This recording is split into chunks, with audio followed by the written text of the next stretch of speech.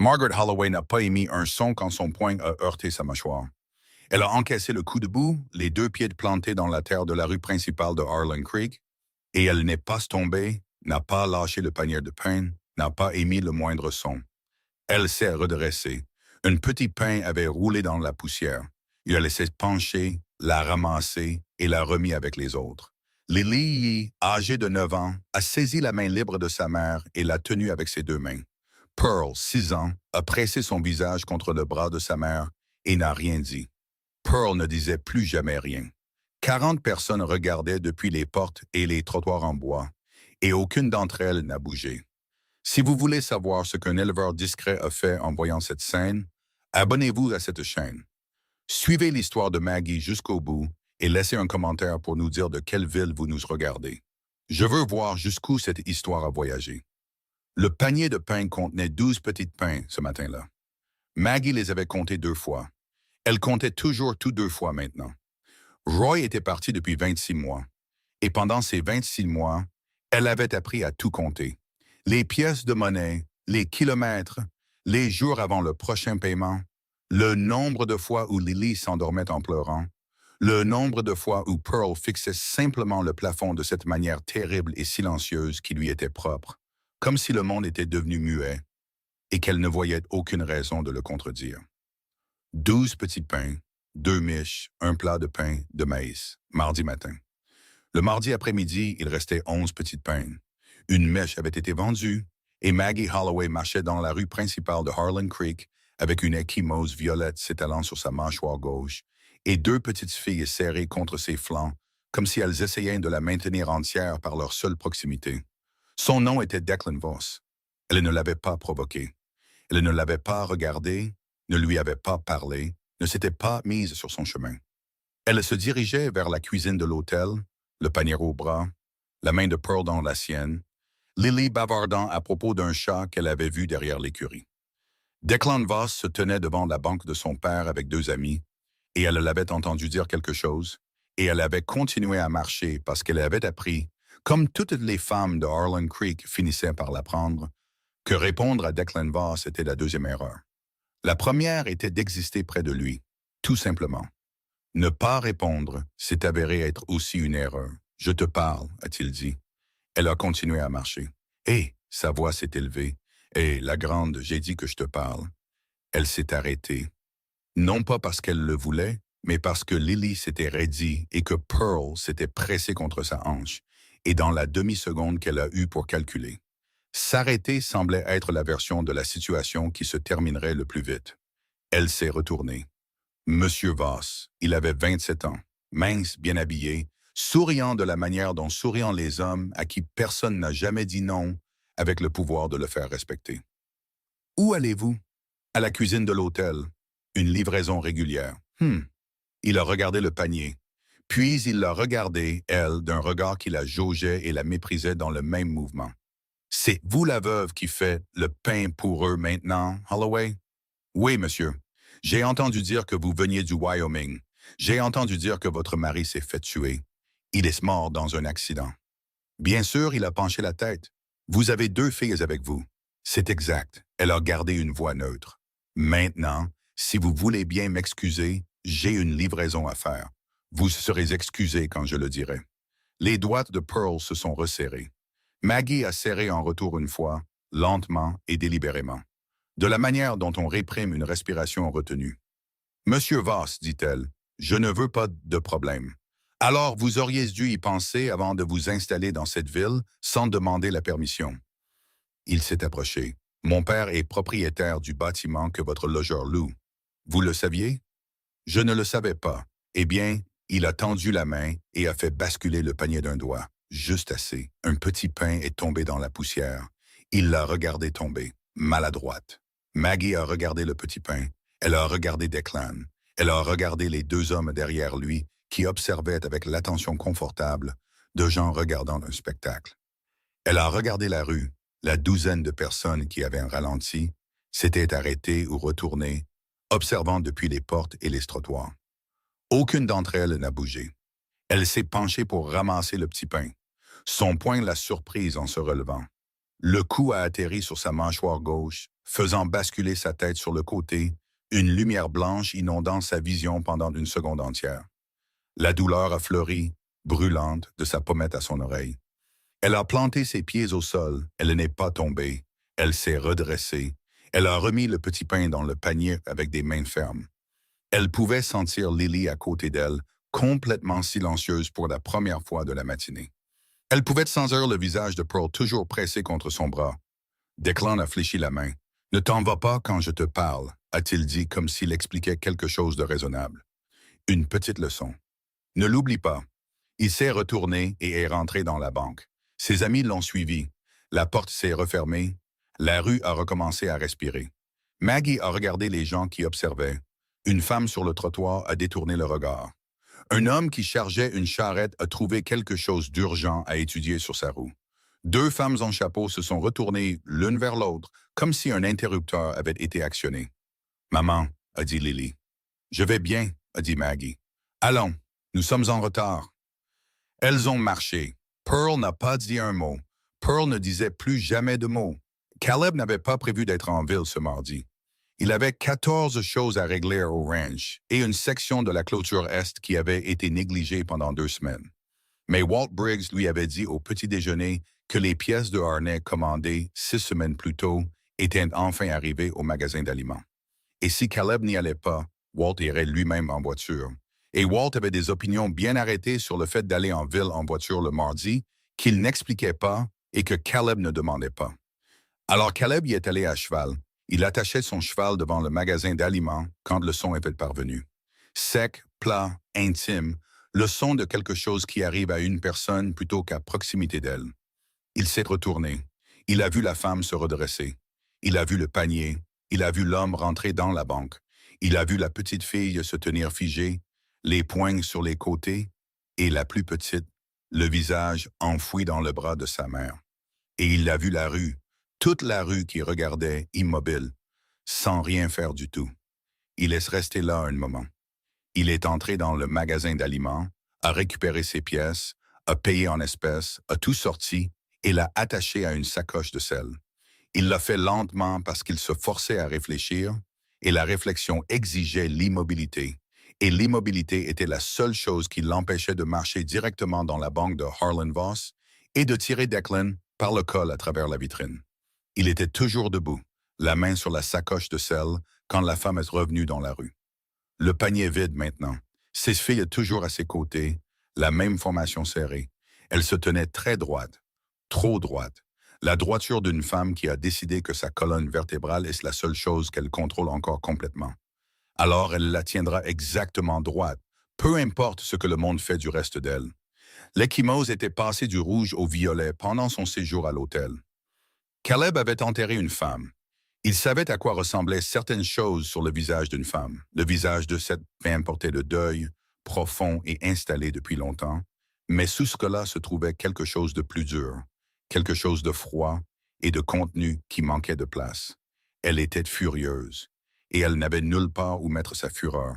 Il est descendu du trottoir. « Madame, elle s'est arrêtée. » Les deux filles se sont arrêtées avec elle. L'aînée l'a regardée d'un regard plat et évaluateur d'une enfant qui a appris à lire les étrangers rapidement. La plus jeune a regardé un point à 15 cm devant ses pieds.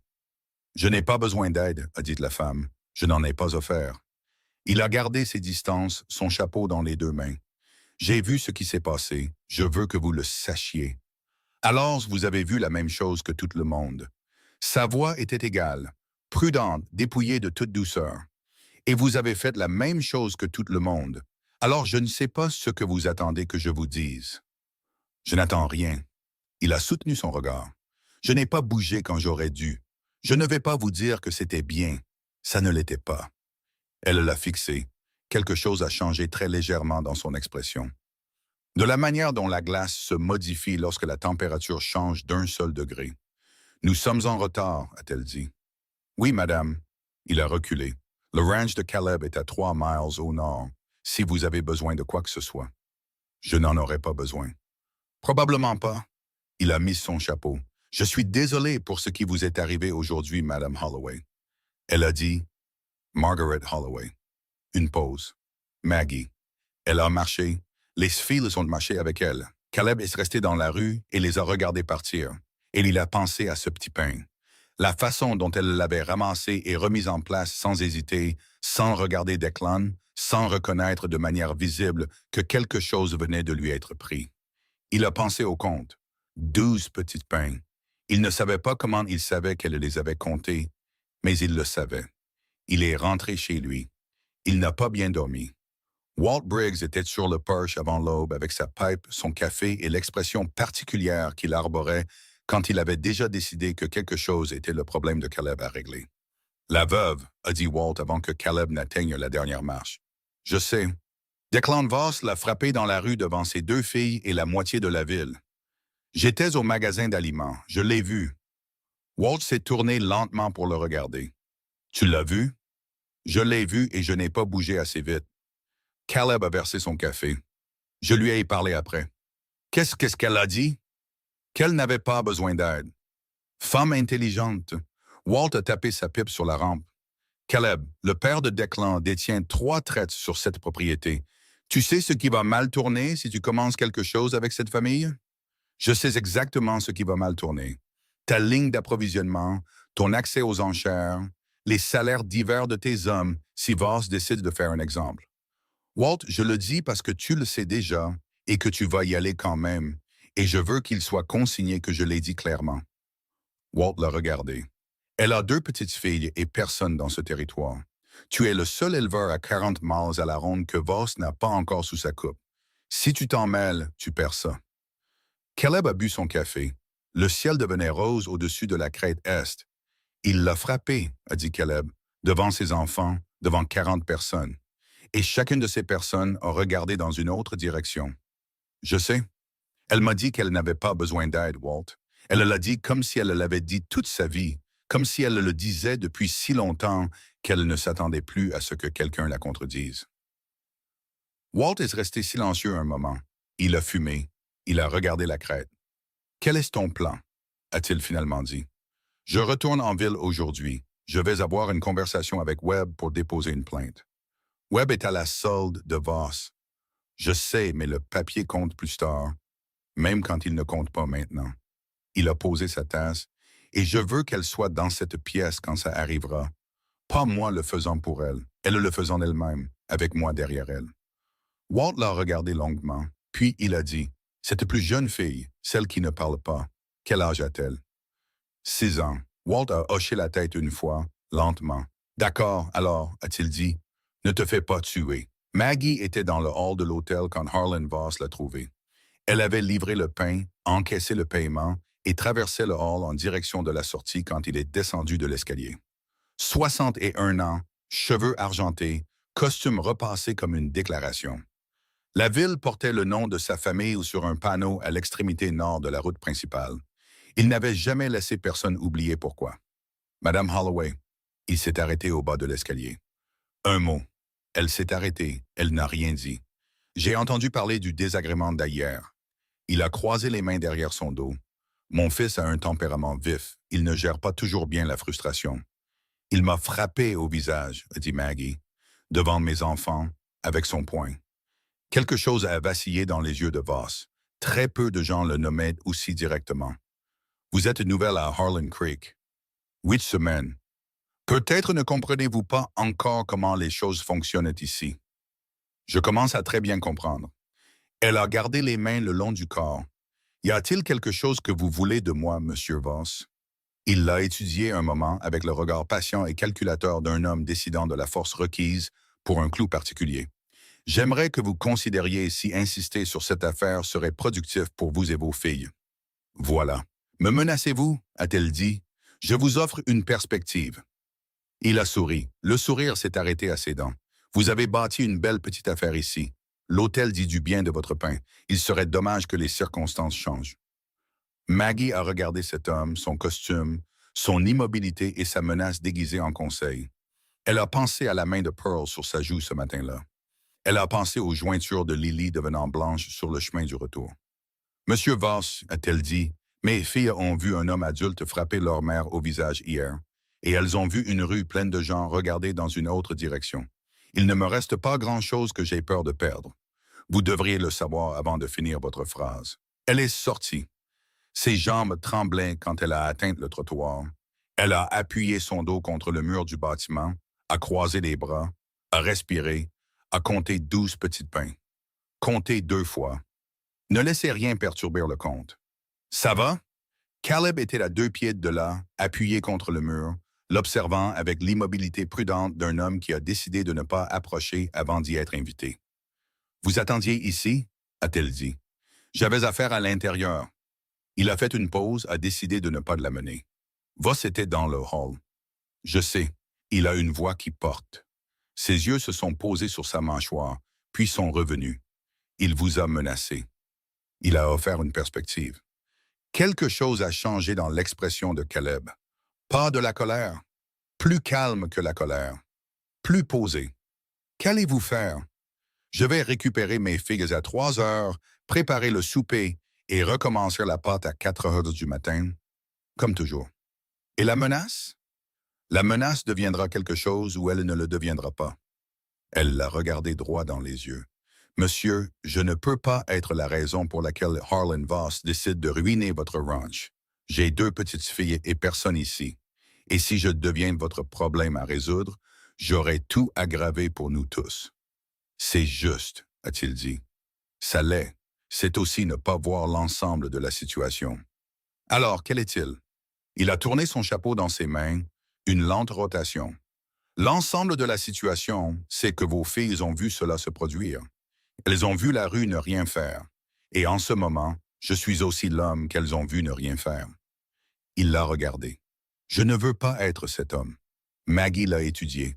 Elle était devenue efficace pour lire les hommes en 15 ans de survie dans les cuisines des autres et les villes des autres.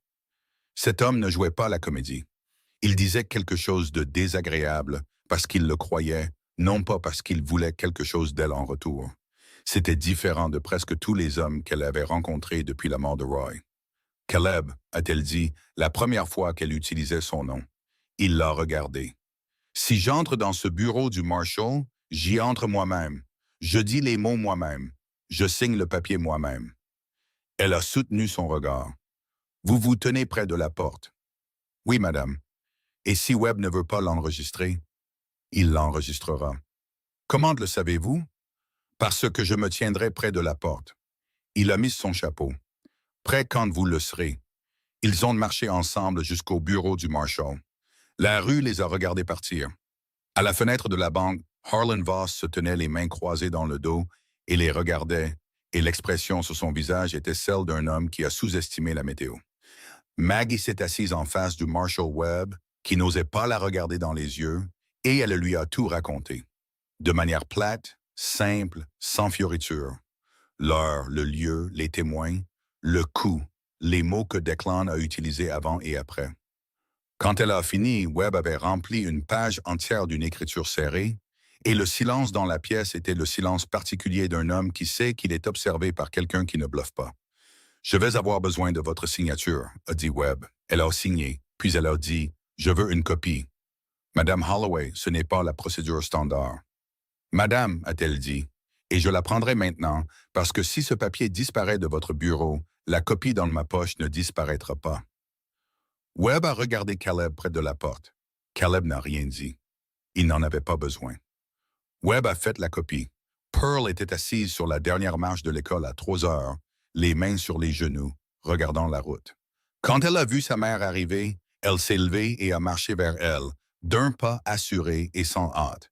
Elle a pris la main de Maggie. « Où est Lily? » a demandé Maggie. « Elle raconte l'histoire du chat à Rebecca Morrison, » a dit Pearl. « Elle parle de ce chat depuis très longtemps. » Maggie a baissé les yeux vers sa plus jeune fille.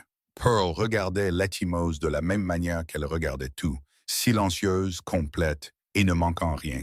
« C'est mieux que ce matin, » a dit Maggie. Pearl l'a regardé un instant de plus, puis elle a dit, de la manière prudente et précise dont elle disait tout quand elle choisissait de le dire. « Je ne veux plus déménager, maman. » Maggie s'est arrêtée de marcher. « Je sais, nous devrons peut-être le faire. » Pearl a regardé la route. « Je sais que c'est comme ça que ça marche, mais je ne veux pas. » Maggie s'est accroupie devant elle, là, sur la route. Elle a regardé le visage de Pearl. 6 ans. Des yeux sombres qui avaient vu leur père être enterré dans la boue de novembre et qui étaient devenus silencieux depuis, comme si le son lui-même était devenu une chose trop coûteuse pour être dépensée librement. Je ne veux pas déménager non plus, a dit Maggie. Allons-nous le faire? Maggie a pensé à la copie de la plainte pliée contre ses côtes. Elle a pensé à Caleb debout près de cette porte, sans dire un seul mot, ce qui, d'une certaine manière, avait tout dit. Je ne sais pas encore, a-t-elle dit, mais je ne quitterai pas cette ville sans me battre. Tu m'entends? Pearl a réfléchi à cela longuement, minutieusement et sérieusement, comme elle réfléchissait à tout. Puis elle a dit, d'accord. Lily est sortie 3 secondes plus tard, à plein volume, parlant du chat, et a attrapé l'autre main de sa mère. Et toutes les trois ont marché vers la maison dans le long après-midi du Colorado, et la plainte était enregistrée, et l'ecchymose était sur le visage de Maggie. Et quelque part sur la route au nord de la ville, Caleb rentrait chez lui, pensant à une femme qui avait remis un petit pain sale dans son panier sans une seconde d'hésitation, et avait continué à marcher comme si le compte était la seule chose qui importait. Il y a pensé pendant les 3 miles, et il a pensé à une fillette de 6 ans qui avait passé des mois sans rien dire du tout, et qui avait utilisé 10 de ses mots les plus rares pour dire la seule chose qui ne pouvait être contestée. Je ne veux plus déménager. Lui non plus. Mercredi est arrivé froid. Maggie l'a senti avant d'ouvrir les yeux. Ce froid particulier qui s'installe dans les vieux bâtiments par les interstices des cadres de fenêtres et se pose sur votre poitrine comme une main. Elle était devant le poêle avant 4h30. Comme toujours, le feu allumé, l'eau chauffant, les mains déjà en train de travailler la pâte avant que son esprit n'ait pleinement rattrapé la journée. Lily dormait encore. Pearl, non. Pearl était assise à la petite table dans le coin de la cuisine, en chemise de nuit, regardant sa mère travailler, ce que Pearl avait commencé à faire 3 semaines après la mort de Roy et n'avait jamais cessé depuis. Maggie avait appris à ne pas commenter. Pearl ne cherchait pas la conversation. Elle cherchait la preuve que la matinée allait se dérouler comme prévu, que les mains allaient continuer à bouger, que le pain allait être fait, que le monde allait garder sa forme un jour de plus. Maggie lui donnait cette preuve chaque matin en faisant simplement ce qu'elle avait toujours fait.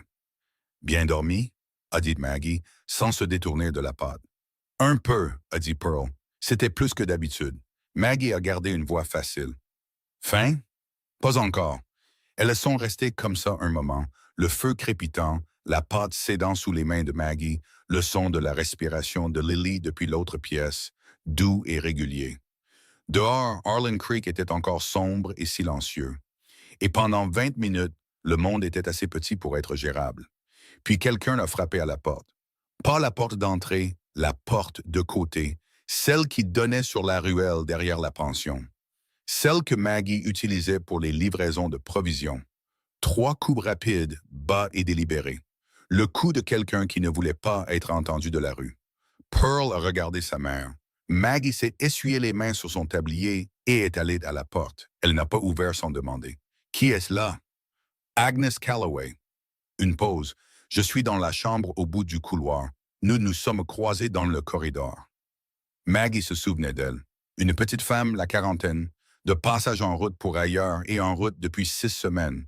Elle a ouvert la porte. Agnes Calloway était habillée et son visage avait l'air particulièrement tendu d'une femme qui avait passé plusieurs heures éveillée à prendre une décision. « Je suis désolée pour l'heure, » a-t-elle dit. « Entrez. » Agnes est entrée. Elle a regardé Pearl à la table, puis a regardé Maggie. « J'ai entendu ce qui s'est passé dans la rue hier, » a-t-elle dit. « Je n'y étais pas, mais j'ai entendu. » La plupart de la ville l'a su avant le souper, a dit Maggie. « Je sais. » Agnes a croisé les mains devant elle, puis les a décroisées. Monsieur Giddings, le propriétaire, est venu dans ma chambre hier soir. Il a dit qu'il avait eu une conversation avec l'homme de Arlen Voss à propos du bâtiment, à propos des arrangements de location. Elle s'est arrêtée. Maggie l'a regardé fixement. Continuez. Il a dit que certains des locataires créaient ce qu'il a appelé une atmosphère perturbatrice et qu'on lui avait demandé de considérer si tous les arrangements actuels étaient encore appropriés. La pâte reposait sur la planche, façonnée et patiente. Maggie l'a regardé un moment. Il me demande de partir. Pas encore avec ses mots, mais c'est la direction. Agnes a regardé ses mains. J'ai pensé que vous devriez le savoir avant d'aller livrer votre pain ce matin, au cas où l'hôtel aurait également eu une conversation similaire. Maggie est restée silencieuse un moment. Pearl n'avait pas bougé à la table, mais ses yeux avaient bougé, suivant le visage de sa mère, avec cette minutie silencieuse qui ne manquait rien et ne disait rien. Merci, Agnès, a dit Maggie. Agnès a hoché la tête. Elle avait l'air de vouloir dire autre chose, mais avait décidé de ne pas le faire. Elle est partie comme elle était venue, silencieusement par la porte de côté, et ses pas se sont estompés dans la ruelle. Pearl a dit, « Qu'est-ce que ça veut dire? » « Ça veut dire que M. Voss travaille plus vite que je ne le pensais, » a dit Maggie. Elle est retournée à la pâte. Ses mains ont repris leur travail sans qu'on le leur dise. « Ça veut dire que nous devons réfléchir. Est-ce qu'on part? Pas aujourd'hui. » Pearl a regardé les mains de sa mère pendant un long moment, puis elle s'est levée, est venue se tenir à côté d'elle à la planche et a mis ses petites mains sur le bord de la pâte. Elle n'était pas assez forte pour la pétrir correctement, mais elle a pressé ses paumes dedans avec un grand sérieux, comme si elle aidait à maintenir quelque chose en place. Maggie n'a rien dit. Elle s'est juste légèrement déplacée pour faire de la place. La cuisine de l'hôtel a pris le pain. Madame Garrett a ouvert la porte de derrière à 7 heures, comme toujours, a compté les petits pains, vérifié les miches et a payé sans regarder le visage de Maggie. Mais quand Maggie s'est retournée pour partir, Madame Garrett a dit très doucement, « J'ai reçu une note ce matin du bureau de la direction. » Maggie s'est arrêtée. Ils m'ont demandé de revoir nos arrangements permanents avec les fournisseurs indépendants. Madame Garrett regardait le pain qu'elle venait d'acheter et hochait la tête vers Maggie. « Je veux que vous sachiez que je n'y ai pas encore répondu. »« Mais vous le ferez, » a dit Maggie. Une longue pause. « J'ai une famille, Madame Holloway. Je sais que vous en avez une. Je ne pense pas que ce qui vous est arrivé était juste. Je veux que vous le sachiez. »« Je le sais, » a dit Maggie, et elle le pensait. Elle le savait. Elle le savait de la même manière qu'elle savait que savoir quelque chose et faire quelque chose à ce sujet étaient des poids entièrement différents et que la plupart des gens ne pouvaient en porter qu'un à la fois. Merci de me l'avoir dit. Elle est sortie de la cuisine de l'hôtel et s'est tenue dans la ruelle derrière le bâtiment avec son panier vide, et elle a compté jusqu'à 10, puis elle a compté jusqu'à 10 à nouveau, et puis elle a ramassé le panier et a marché jusqu'à la pension pour préparer ses filles pour l'école. Caleb est venu en ville jeudi matin parce que Walt le lui avait dit. « Elle va perdre le contrat de l'hôtel d'ici la fin de la semaine, » a dit Walt, sans lever les yeux du poteau de clôture qu'il installait. Voss a agi sur le propriétaire mardi soir. Il a agi sur l'hôtel mercredi matin. À ce rythme, d'ici vendredi, elle n'aura plus de tournée de livraison ni d'endroit où dormir. Comment sais-tu tout ça? Parce que je suis allé chez le barbier hier et que les hommes chez le barbier parlent. Walt a enfoncé le poteau de 6 pouces de plus d'un seul coup. Et parce que Agnes Calloway est la cousine de la femme du barbier, et elle l'a dit à la femme du barbier, et la femme du barbier l'a dit au barbier, et le barbier me l'a dit pendant qu'il me coupait les cheveux. Il a levé les yeux. « Tu y vas ou pas? » Caleb était déjà en train de seller son cheval. Il l'a trouvé à l'école, pas en train de déposer les filles. Pas encore. Elle se tenait à l'extérieur de la clôture, les mains autour d'une tasse en fer blanc, de quelque chose qui avait cessé de fumer depuis un moment, fixant un poing sur le sol à environ 1,20 m devant elle, avec l'expression concentrée et intérieure de quelqu'un qui résout des calculs qui ne tombent jamais juste. Elle l'a entendu arriver. Elle a levé les yeux et pendant une seconde de non-vigilance avant qu'elle ne recompose son visage, il a vu à quel point elle était fatiguée. Pas seulement à cause des matinées précoces, mais de ce genre de fatigue que le sommeil ne touche pas.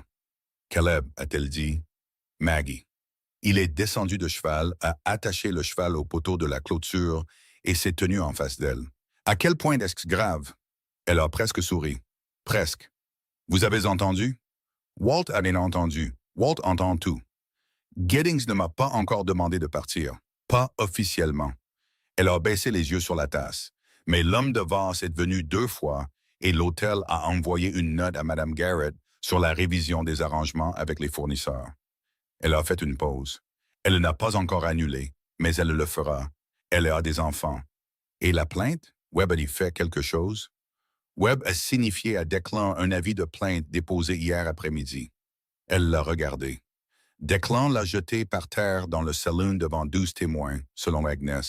Puis il a ri. Caleb n'a rien dit pendant un moment.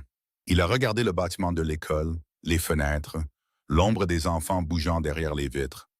Dans quelle classe est Pearl? A-t-il dit. Maggie a cligné des yeux face à ce changement. La même que Lily, Madame Aldridge prend toutes les petites classes ensemble. Elle parle à quelqu'un là-bas, d'autres enfants. Lily dit qu'elle s'assoit parfois avec une fille nommée Clara au déjeuner. Elle ne parle pas, mais elle s'assoit là. Maggie l'a regardé. Pourquoi? J'essaie juste de comprendre ce que nous protégeons, a-t-il dit doucement. Maggie l'a fixé. Quelque chose sur son visage a changé. Pas beaucoup, pas de façon spectaculaire, mais assez. De la manière dont une porte bouge quand quelque chose de l'autre côté change de poids. Elle a détourné le regard en premier. J'ai réfléchi à des options, a-t-elle dit. Il y a 2 autres ranchs qui prennent des commandes de pain. Les Henderson, à l'est de la ville, et la propriété des Dutton. Si je perds l'hôtel et que je perds ma chambre, je pourrais demander. Vous pourriez venir au ranch. Elle s'est arrêtée. Pas. Il a levé la main avant qu'elle ne puisse parler. Je ne le dis pas de cette façon. Je dis que j'ai besoin d'une cuisinière. J'ai besoin d'une cuisinière depuis 8 mois. Walt menace de démissionner à cause de ma cuisine depuis 6 de ces 8 mois.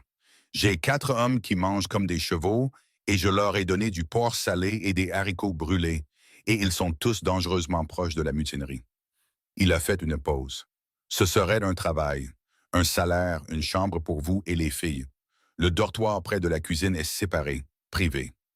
Maggie est restée silencieuse pendant un long moment. Les voix des enfants montaient et descendaient derrière les fenêtres de l'école. Les gens parleront, a-t-elle dit. Les gens parlent déjà. Ce sera pire. Probablement. Voss s'en servira. Voss utilise déjà tout ce qu'il peut trouver. Il a croisé son regard. Il va vous chasser de cette ville, Maggie. Il agit vite et il agit discrètement. Et quand il aura fini, il n'y aura plus une porte à Harlan Creek qui s'ouvrira pour vous. C'est comme ça qu'il travaille. Je l'ai vu faire à 2 autres familles au cours des 4 dernières années. Il s'est arrêté. Le ranch est hors de sa portée. Ma terre est ma terre. Et mes lignes d'approvisionnement passent par Fort Collins, pas par un bâtiment dont il possède un bail. Maggie a pincé les lèvres. Elle a regardé l'école. Je dois penser à mes filles. Je sais. Lily commence tout juste à s'installer.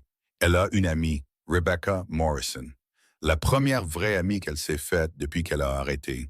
Et Pearl s'assoit enfin avec quelqu'un au déjeuner. Si je les retire de l'école, que je les déplace dans un ranch à 3 miles de la ville. Madame Aldridge organise une session le jeudi après-midi pour les enfants des ranchs, a dit Caleb. 2 autres familles y envoient leurs enfants. Ce n'est pas la même chose que des journées complètes, mais c'est quelque chose. Maggie l'a regardé vivement. Quand avez-vous appris ça? Ce matin, avant de venir ici, a-t-il dit sans s'excuser. J'ai demandé. Elle l'a étudié de la même manière que le premier jour. C'était évaluation rapide et efficace. Puis elle a détourné le regard et est restée silencieuse un long moment. Et il l'a laissée être silencieuse parce qu'il comprenait qu'elle n'était pas une femme qui prenait des décisions rapidement pour ensuite en douter. C'était une femme qui réfléchissait longuement et durement, puis tenait fermement ce qu'elle avait décidé. « Je ne pars pas tant que Giddings ne me le demande pas officiellement, a-t-elle dit enfin. Je ne donnerai pas à Voss la satisfaction de me voir fuir avant qu'il n'ait fini de me pousser. Juste, mais je veux voir la chambre avant de décider. Elle l'a regardé.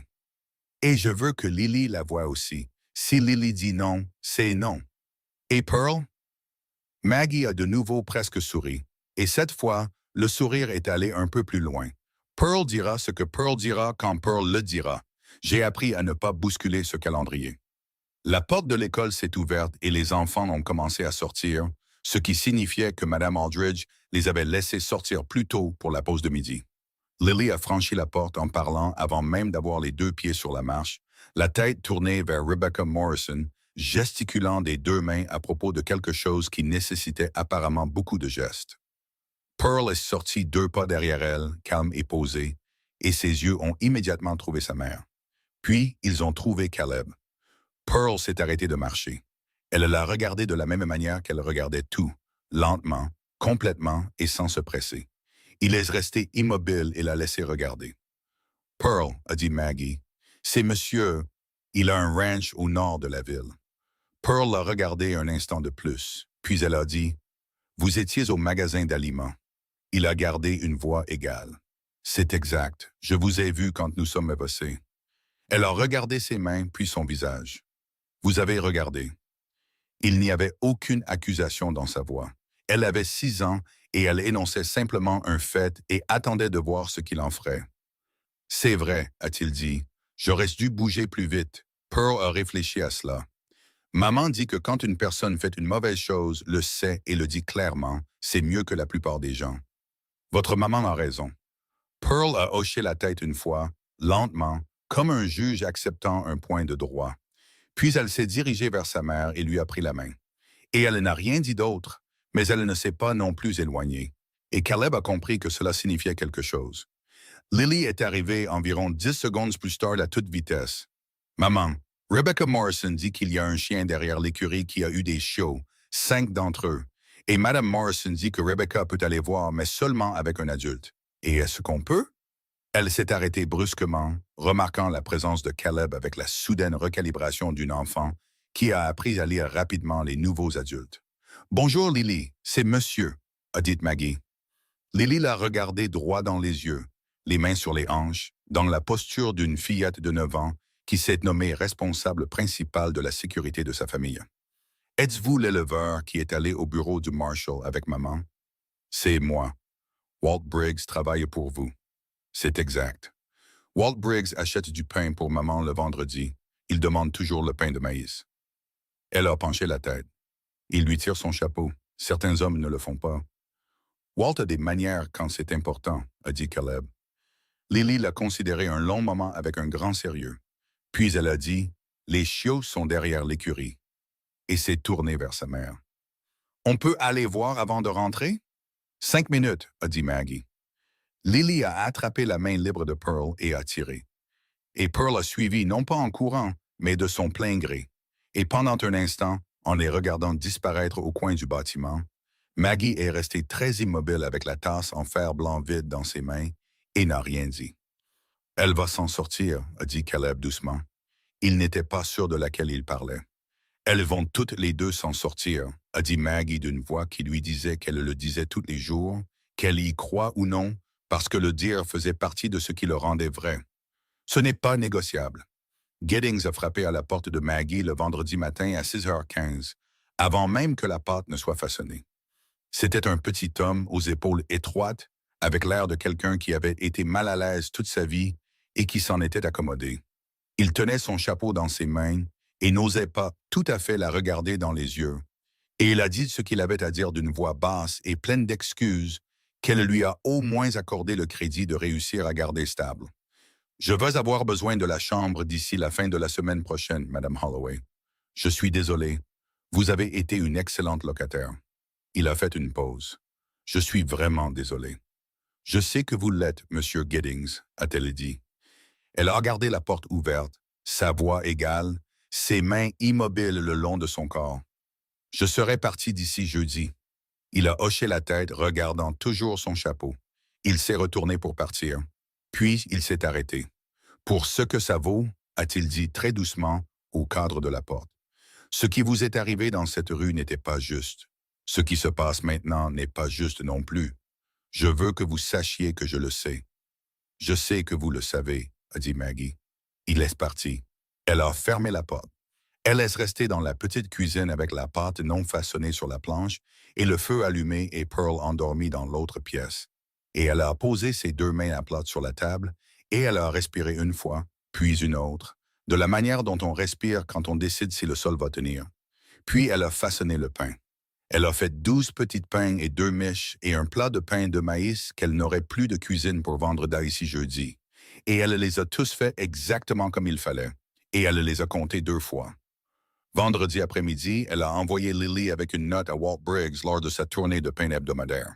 La note disait « Nous viendrons dimanche si l'offre tient toujours. » Walt est revenu avec l'argent du pain et une note de la main de Caleb qui disait seulement « Elle tient. La chambre sera prête.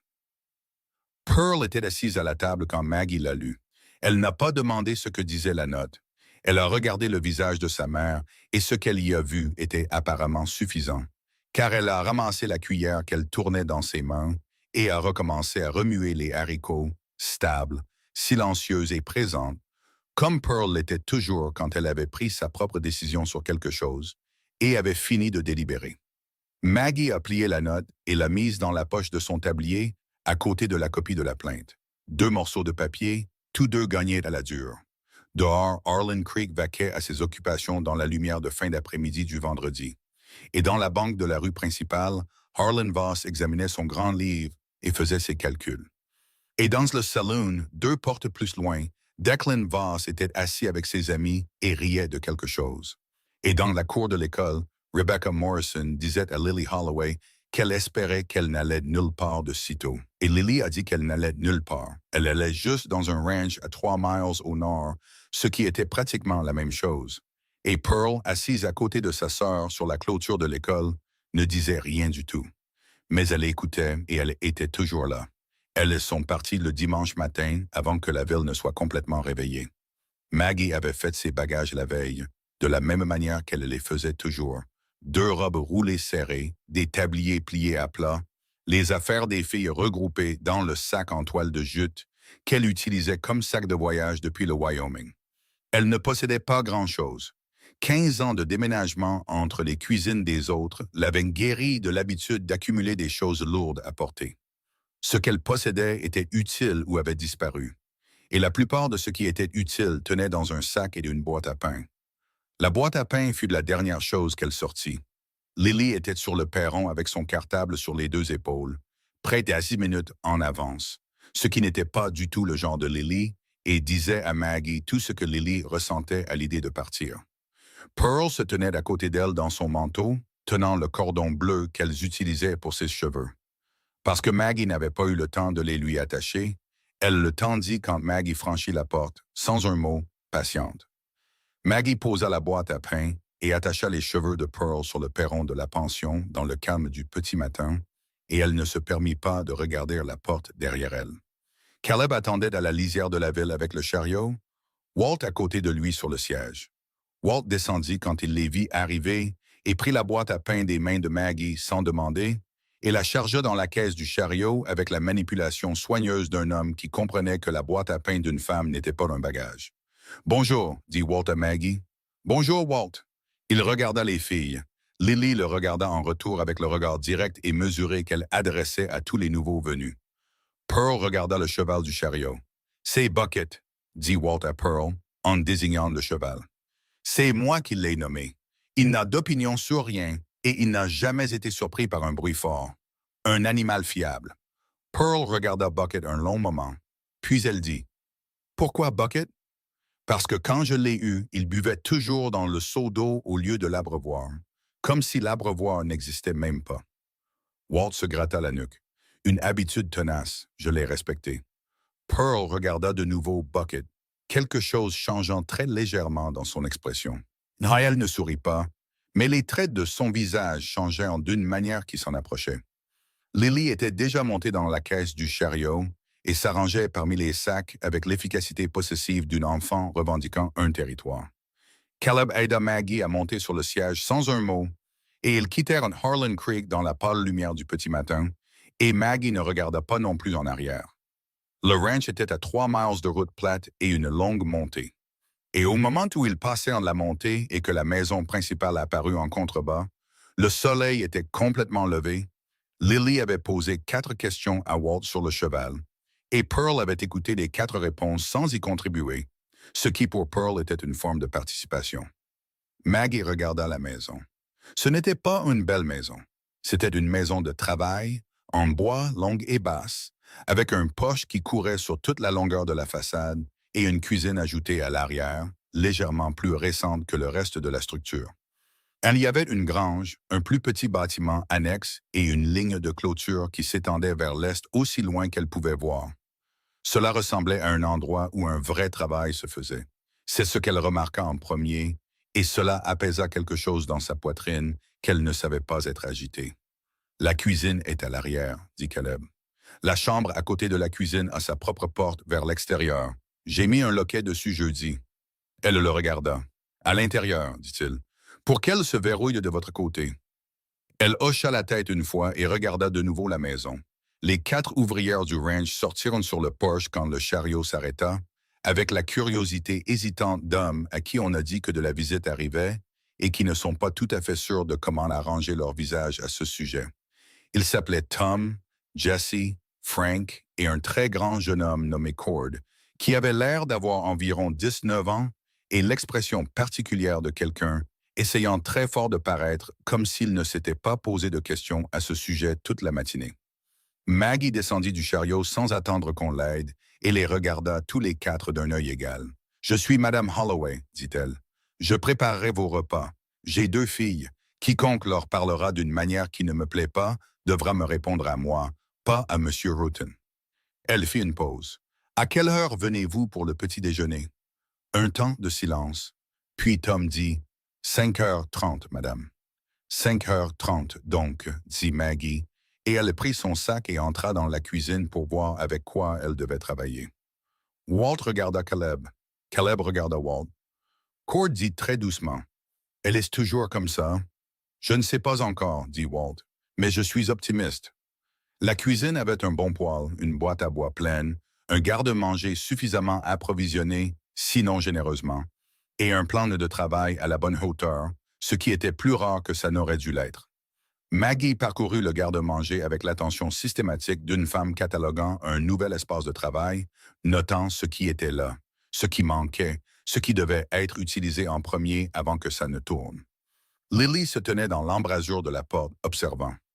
Pearl était allée directement dans la chambre à côté de la cuisine et examinait tranquillement l'espace avec la minutie d'un inspecteur.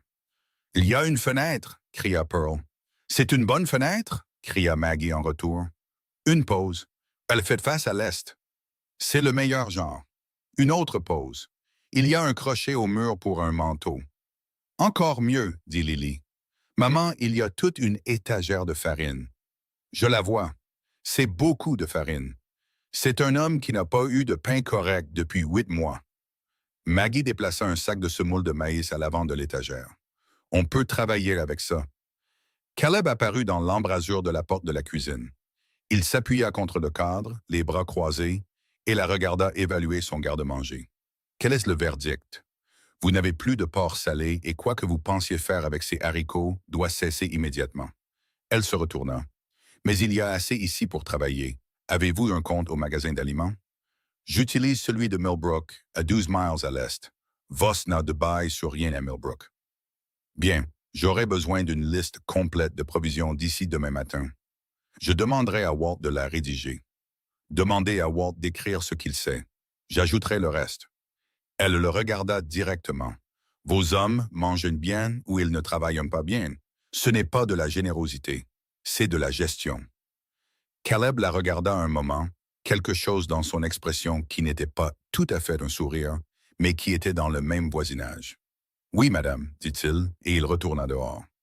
Maggie se retourna vers le garde-manger.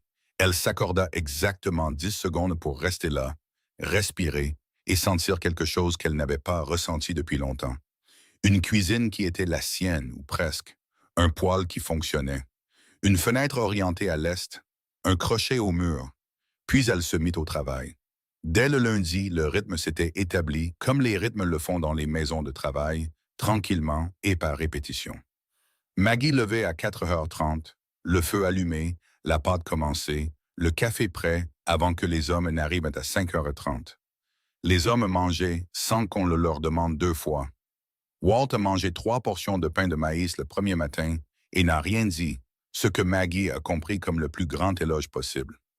Cord a demandé s'il y aurait plus de biscuits demain, et Maggie a dit oui. Et Cord a dit « Merci, madame », avec une sincérité presque douloureuse. Lily est allée en ville avec Walt le mardi pour la session du jeudi à l'école que Madame Aldridge tenait pour les enfants des ranchs, qui s'est avérée se tenir dans la salle de l'église et être suivie par 6 autres enfants des propriétés environnantes, dont une fille nommée Nora, qui avait un cheval et était prête à en parler longuement, ce qui convenait parfaitement à Lily. Pearl n'y est pas allée cette première semaine. Pearl est restée au ranch. Elle s'asseyait à la table de la cuisine le matin et regardait sa mère travailler, comme toujours. Et l'après-midi, elle s'asseyait sur le perron et regardait Bucket dans l'enclos, avec une concentration et une patience qui ont finalement attiré Walt à s'asseoir à côté d'elle. Ils sont restés assis en silence un moment. Puis Walt a dit, il fait ça toutes les après-midi, il va dans le même coin de l'enclos et reste là environ 20 minutes, comme s'il réfléchissait à quelque chose. À quoi pense-t-il? A dit Pearl. Aucune idée, a dit Walt, mais il a toujours l'air mieux après. Pearl a réfléchi à cela. Peut-être qu'il compte des choses, a-t-elle dit, pour s'assurer qu'elles sont toujours là. Walt la regarda de côté. C'est possible, a-t-il dit. Ils sont restés assis en silence après ça, mais c'était le genre de silence confortable, celui que deux personnes atteignent quand elles ont compris quelque chose l'une de l'autre, sans avoir à l'expliquer. Maggie a regardé depuis la fenêtre de la cuisine et n'a rien dit. Mercredi a apporté les ennuis qu'elle attendait. Elle savait qu'ils arrivaient. Voss n'était pas le genre d'homme à accepter un repositionnement sans y répondre. Déménager au ranch l'avait mise hors de sa portée immédiate, mais cela ne l'avait pas sorti de ses pensées, et elle le savait. Et elle vaquait à ses occupations au ranch de Rowden avec une oreille toujours légèrement tournée vers la route. L'homme qui est arrivé à cheval mercredi après-midi n'était ni Voss ni Declan. C'était un homme mince dans un manteau marron nommé Sellers, qui travaillait comme ce que Voss appelait son représentant commercial, ce qui signifiait qu'il livrait des menaces sur un ton de regret professionnel. Caleb l'a rencontré dans la cour. Maggie a regardé depuis l'embrasure de la porte de la cuisine. Monsieur Sellers a dit, en restant sur son cheval, « Monsieur Voss vous envoie ses salutations. Vraiment? Il voulait que je vous transmette des informations concernant votre clôture Est. Une question de cadastre a récemment été soulevée concernant la limite entre votre propriété et le bail de pâturage de Dunor. » L'expression de Caleb n'a pas changé. Il n'y a pas de question de cadastre sur ma ligne S. Cette limite a été établie en 1974. Monsieur Voss croit qu'il pourrait y avoir des documents qui compliquent ce règlement. Sellers a écarté les mains dans le geste d'un homme qui regrette personnellement le désagrément. Il détesterait que cela devienne un litige formel. Il m'a demandé de vous faire savoir qu'il est disponible pour discuter d'une résolution. Quel genre de résolution? Sellers a jeté un très bref regard vers l'embrasure de la porte de la cuisine. Juste un battement de cils, puis il est revenu. Il croit que certains changements récents dans vos arrangements domestiques ont créé une atmosphère de tension dans la communauté. Il pense que si ces arrangements étaient en revue, la question du cadastre pourrait se résoudre tranquillement. Walt, debout derrière l'épaule gauche de Caleb, a fait un bruit qui n'était pas un mot. « Dites à Vos, a dit Caleb de la même voix égale qu'il avait utilisée depuis le début de la conversation, que ma clôture a été là où elle a toujours été et où elle restera. Et dites-lui que qui prépare mes repas et dort sous mon toit n'est pas une affaire qui relève de quelque catégorie que ce soit de ses affaires. » Il a regardé Sellers directement. « Et s'il fabrique un litige de cadastre sur ma terre, je le porterai personnellement au Bureau foncier territorial de Denver et j'apporterai des documents remontant à 20 ans et j'inviterai tous les propriétaires voisins à y assister et le résultat de ce processus sera un document public. Vous pouvez lui dire que j'ai dit cela dans ces termes exacts. » Sellers a encaissé cela. Il avait la neutralité exercée d'un homme qui livre de mauvaises nouvelles pour vivre et a appris à ne pas s'attacher à une réponse particulière. « Je transmettrai, a-t-il dit. Faites-le. » Caleb s'est retourné vers la maison. La voix de M. Sellers était calme, prudente. « Monsieur Voss m'a également demandé de vous rappeler qu'il détient la traite sur la propriété Henderson, à l'est de la ville, et la traite Dutton, et que les éleveurs parlent, et si le mot se répand que le ranch de Rowden est devenu une source de problèmes pour la communauté, cela pourrait affecter les relations dont vous dépendez pour la main-d'œuvre saisonnière et le transfert de bétail. » Caleb s'est arrêté de marcher. Il ne s'est pas retourné. Il est resté là un long moment, le dos tourné à Sellers et les mains le long du corps. Puis il a dit, « Walt, ouais, raccompagnez M. Sellers hors de la propriété. »« Avec plaisir, » a dit Walt. Maggie s'est reculée de l'embrasure de la porte de la cuisine.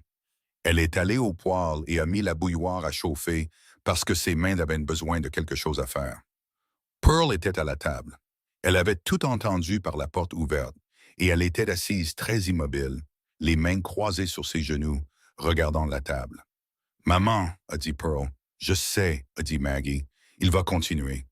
Oui, jusqu'à ce qu'il obtienne ce qu'il veut ou que quelque chose l'arrête. » Maggie a regardé sa plus jeune fille, 6 ans, parlant de Harlan Voss avec la clarté plate et analytique d'une personne beaucoup plus âgée. Roy était comme ça, pensa-t-elle. Roy avait toujours été capable de voir la forme des choses avant les autres. C'est exactement ça, a dit Maggie. Alors, nous devons nous assurer que quelque chose l'arrête. Caleb est entré dans la cuisine. Il s'est assis à la table en face de Pearl et a regardé Maggie. Il s'en prend à Henderson et Dutton, a-t-il dit, essayant de me couper mon aide saisonnière. Je sais, j'ai entendu. Il ne trouvera pas le problème de cadastre sur ma ligne Est. Il n'y en a pas, mais il peut créer assez de bruit autour pour bloquer les choses pendant 6 mois. Et 6 mois de bruit juridique coûtent de l'argent même quand on gagne. Maggie a posé 2 tasses de café sur la table et s'est assise. « De quoi as-tu besoin? » Il l'a regardé. « J'ai besoin de savoir si tu vas rester. » J'ai dit que je le ferais. C'était avant que Sellers n'arrive. Caleb. Elle a soutenu son regard. J'ai emballé toute ma vie dans un seul sac et j'ai déménagé mes filles dans le ranch d'un étranger parce que Harlan Voss m'a chassé de ma chambre.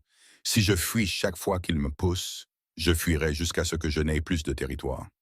Elle a enroulé ses 2 mains autour de sa tasse de café. Je ne fuis pas. Quelque chose sur son visage s'est apaisé. Pas un soulagement, exactement, plutôt comme un homme qui s'était préparé à un poids et avait découvert que ce qui arrivait était quelque chose qu'il pouvait réellement porter. Pearl a dit sans lever les yeux. « Bien. » Ils l'ont tous les 2 regardé. Pearl a pris sa tasse de café qui était principalement du lait et en a bu posément. « Fuir ne marche pas, a-t-elle dit. On a déjà essayé. » Le silence qui a suivi n'était pas inconfortable. C'était le silence de 3 personnes qui étaient arrivées à la même compréhension par des chemins différents. Jeudi a apporté quelque chose que Maggie n'avait pas prévu. Elle étalait de la pâte quand elle a entendu le chariot approcher sur la route, et elle a regardé par la fenêtre et ne l'a pas reconnu. Une femme conduisait, plus âgée, bien habillée et seule. Elle a arrêté le chariot devant la maison et est descendue avec le soin délibéré d'une personne gérant un corps qui avait été fiable pendant de nombreuses années et avait l'intention de le garder ainsi. Maggie s'est séché les mains et est allée à la porte d'entrée. La femme sur le porche avait peut-être 65 ans, les cheveux argentés, le dos droit et le genre de visage qui avait été beau si longtemps qu'il était devenu quelque chose de mieux que beau. Elle portait une broche de deuil à son col qui était assez vieille pour être un deuil depuis longtemps terminé, porté maintenant par habitude ou par honneur plutôt que par acte de chagrin. « Madame Holloway, a dit la femme, ce n'était pas une question. »« C'est exact. Mon nom est Constance Aldridge. » Elle a soutenu le regard de Maggie fermement. « Ma belle-fille dirige l'école et j'ai quelque chose à vous dire, si vous voulez bien l'entendre. » Maggie a ouvert la porte plus grand. « Entrez. » Constance Aldridge s'est assise à la table de la cuisine avec l'immobilité droite d'une femme qui avait appris il y a longtemps que la façon dont on s'asseyait dans une pièce disait aux gens qui on était. Pearl était dans le coin. Elle a regardé Constance. Constance a regardé Pearl en retour sans condescendance ni chaleur forcée, juste un regard droit et reconnaissant, d'adulte à adulte. Pearl a semblé approuver cela. « Je vais le dire clairement, » a dit Constance en se tournant vers Maggie. « Il y a 10 ans, mon fils Robert était ami avec Declan Voss. Ils étaient tous les 2 jeunes et stupides comme le sont les jeunes hommes, et Declan était déjà ce qu'il est maintenant, juste en plus petit. Il y avait une fille qui travaillait dans la cuisine de l'hôtel. Elle a fait une pause. Declan l'a gravement blessée d'une manière qui n'avait rien à voir avec les poings. Sa mâchoire s'est crispée, et Harlan Voss a payé sa famille pour quitter le territoire. Et Robert savait ce qui s'était passé et n'a rien dit. Et je savais ce que Robert savait, et je n'ai rien dit. Maggie était très immobile. Le nom de la fille était Mary Sutton, a dit Constance. Elle avait 19 ans. Je ne sais pas où elle est maintenant. Je ne sais pas si elle va bien. Je me suis dit que le silence était le choix pratique, que Voss était trop puissant pour le combattre, que m'impliquer ne ferait qu'empirer les choses. Elle a regardé ses mains. Je me suis dit ça pendant 10 ans, et j'y ai cru pendant environ 3 d'entre eux. Madame Aldridge, a dit Maggie prudemment, je n'ai pas fini. Constance a levé les yeux. Quand Declan vous a frappé dans cette rue, je n'étais pas là pour le voir, mais ma belle-fille y était. Et elle est rentrée à la maison et elle me l'a dit. Et elle a dit qu'il y avait une femme avec deux petites filles et qu'elle s'était relevée et n'avait pas fui. La voix de Constance ne s'est pas brisée, mais elle s'est rapprochée de la rupture.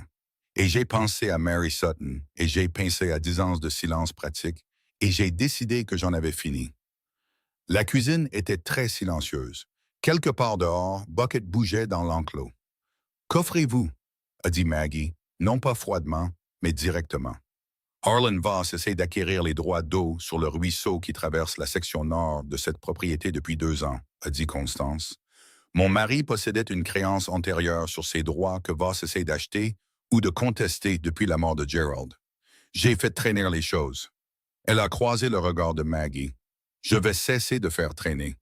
Je vais déposer officiellement la créance de Gerald auprès du bureau territorial cette semaine, ce qui bloquera l'acquisition de Voss pour au minimum 2 ans et probablement de façon permanente. Cela lui retire une arme des mains. Elle a fait une pause. J'ai aussi une correspondance entre Harlan Voss et un expert foncier à Denver qui parle d'une comptabilité créative autour de 3 transferts de propriété dans ce comté au cours des 5 dernières années. Maggie l'a regardé fixement. C'est une preuve de fraude. C'est possible. Pourquoi ne l'avez-vous pas utilisé avant? Constance est restée silencieuse un moment. Parce que j'avais peur, a-t-elle dit, et parce que Robert m'a demandé de ne pas le faire, et parce que je me suis dit que ce n'était pas mes affaires. Elle a légèrement relevé le menton. Mon fils est mort il y a 14 mois, de la fièvre, et sans lui pour me demander de rester silencieuse, je trouve qu'il ne me reste plus de raison. Pearl n'avait pas bougé dans son coin. Elle regardait Constance avec l'attention complète et sans ciller qu'elle réservait aux choses qu'elle décidait être importantes. Maggie s'est levée. Elle est allée au poêle. Elle a mis de l'eau à chauffer et elle a pris les 2 meilleures tasses qu'elle avait, qui n'étaient pas de très belles tasses, mais elles étaient propres et elles étaient belles. Et elle les a posées sur la table. Dites-moi tout ce que vous savez sur Harlan Voss, a-t-elle dit, et je vous dirai ce que nous allons faire à ce sujet. Constance Aldridge a regardé cette grande femme, au dos droit, saupoudrée de farine, debout devant un poêle dans une cuisine empruntée, avec une ecchymose s'estompant sur la mâchoire et une enfant de 6 ans observant depuis le coin, et quelque chose sur son visage qui avait été tendu pendant très longtemps s'est détendu. « D'accord, a-t-elle dit. Elles ont parlé pendant 2 heures. Quand Constance est partie, elle a serré brièvement et fermement la main de Maggie à la porte, la poignée d'une femme qui a pris une décision et a l'intention de s'y tenir. Maggie est restée sur le porche et a regardé le chariot s'éloigner. Caleb est arrivé du coin de la maison avec un marteau et un regard interrogateur. Qui était-ce? Constance Aldridge. Il s'est arrêté de marcher. Que voulait-elle? Arrêtez d'avoir peur. Maggie a regardé la route où le chariot avait été. Il s'avère que nous nous sommes battus sur un front, alors qu'il y en a un autre que Voss n'a jamais pensé à protéger. Elle s'est retournée et est rentrée. Caleb est resté sur le porche un moment. Puis il a regardé Walt, qui était apparu de la direction de la grange, avec un morceau de cuir de harnais et l'expression d'un homme prétendant ne pas avoir écouté. « Walt, a dit Caleb, je n'ai pas entendu un mot, a dit Walt. Qu'en penses-tu? Walt a tourné le cuir de harnais dans ses mains. Je pense, a-t-il dit lentement, que Harlan Voss a passé 20 ans à être l'homme le plus intelligent de ce comté. Il a regardé la porte de la cuisine. Et je pense qu'il est sur le point de découvrir ce qui se passe quand il ne l'est pas. À l'intérieur, Pearl avait quitté son coin pour la table de la cuisine. Elle était assise sur la chaise où Constance Aldridge s'était assise, non pas pour une raison particulière, juste en train de penser, de la manière calme et approfondie dont elle pensait aux choses. Après un moment, elle a dit, « Maman, Madame Aldridge est triste. » Elle l'est, mais elle est venue quand même. C'est vrai. Pearl a tourné sa tasse de lait presque pure dans ses mains. C'est plus difficile, a-t-elle dit. Venir quand on est triste, c'est plus difficile que quand on est en colère. Maggie a regardé sa plus jeune fille et a senti quelque chose bouger dans sa poitrine, profond, sans mots et féroce. Tu as raison, a-t-elle dit. C'est exactement ça. Pearl a hoché la tête. Elle a bu son lait. Dehors, la fin de l'après-midi dorait les hauts plateaux du Colorado, et Harlan Voss était assis dans sa banque en ville, ne sachant pas encore que le sol venait de bouger sous lui dans une direction qu'il n'avait pas vue venir, d'un endroit qu'il n'avait jamais pensé à surveiller. Constance Aldridge a déposé la demande de droit d'eau de Gerald un vendredi matin, et le vendredi après-midi, Harlan Voss le savait. Maggie savait qu'il le savait parce que Sellers est revenu au ranch le soir même, et cette fois, il n'est pas resté sur son cheval. Il est venu à la porte d'entrée et a frappé, ce qui était un type de visite différent de la dernière. Et Caleb a ouvert la porte, l'a regardé et ne s'est pas écarté. Monsieur Voss aimerait une réunion, a dit Sellers. Demain, à la banque. Il aimerait vous parler à vous et à Madame Holloway ensemble. Madame Holloway n'est ni l'employé de Monsieur Voss, ni sa locataire, a dit Caleb. Il n'a pas le droit de la convoquer. Il ne la convoque pas, il la sollicite. Alors la réponse à la sollicitation est non. Caleb a gardé la main sur la porte. Si Voss veut me parler de mes droits d'eau, de la limite de ma propriété ou de toute autre chose qui relève du champ légal de ses affaires, il peut le mettre par écrit et l'envoyer à mon avocat à Fort Collins. Son nom est Aldrich Bean. Il est mon avocat depuis 11 ans et il a une longue mémoire. Sellers a encaissé cela. Et Madame Holloway? Madame Holloway a aussi un avocat, a dit Caleb. Le même depuis ce matin. Ce n'était pas tout à fait vrai ce matin-là. C'est devenu vrai le lendemain matin, quand Caleb a fait l'aller-retour à Fort Collins en une seule longue journée. Et Aldrich Bean, qui avait 63 ans et le comportement sec et patient d'un homme qui avait survécu à toutes les crises qu'on lui avait confiées, a écouté toute la situation du début à la fin sans interrompre, puis a dit « La revendication d'eau d'Aldridge est solide. J'ai rédigé le dépôt original pour Gerald moi-même en 69. Voss essaie de l'acheter depuis 2 ans parce qu'il sait qu'elle est solide et qu'il ne peut pas la briser. » Il a tapoté son stylo sur son bureau. La correspondance que Constance possède concernant les transferts de propriété est plus compliquée. Si elle montre ce qu'elle pense qu'elle montre, c'est de la fraude. Mais la fraude nécessite une procédure fédérale, et les procédures fédérales prennent du temps, de l'argent et la volonté de se tenir devant un juge et de dire ce que l'on sait. « Constance est-elle prête? » a demandé Caleb. « Je lui ai parlé ce matin avant votre arrivée, » a dit Bean. « Elle est prête. » Caleb est retourné au ranch dans la longue lumière du soir, pensant à la revendication d'eau de Gerald Aldridge, à la correspondance de Constance Aldridge et à la longue mémoire d'Aldrich Bean, et pensant au fait que Harlan Voss avait passé 20 ans à construire une structure qui semblait impénétrable de l'extérieur et qui s'était apparemment mise à pourrir tranquillement de plusieurs côtés à la fois, et que tout ce qu'il avait fallu pour exposer ses côtés était une veuve qui refusait d'emballer sa boîte à pain et de partir tranquillement. Maggie était sur le porche quand il est arrivé à cheval. Elle avait une tasse de café et l'immobilité particulière d'une femme qui attendait sans vouloir donner l'impression d'attendre. « Alors, » a-t-elle dit, « Bean est partant. Il est descendu de cheval. Les 2 revendications, la vôtre et les droits d'eau. Il pense que nous avons assez pour mettre Voss sur la défensive si nous déposons tout ensemble. Coordonnées dans 1 semaine, lundi. » Maggie a enroulé ses 2 mains autour de sa tasse. « Ça donne à Voss 1 semaine pour agir. » « C'est vrai. Il agira. »« Je sais. » Elle l'a regardé. « Êtes-vous sûr de Bean qu'il ne pliera pas quand Voss lui mettra la pression? » Bean pratique le droit dans ce territoire depuis avant que Voss n'ait sa première hypothèque, a dit Caleb. Voss a essayé de le racheter il y a 6 ans. Bean lui a dit où mettre son offre et a déposé 3 plaintes contre lui auprès du barreau territorial le même mois. Il a attaché le cheval à la rampe. Voss a peur de Bean depuis. C'est la seule chose dont je sais que Voss a peur.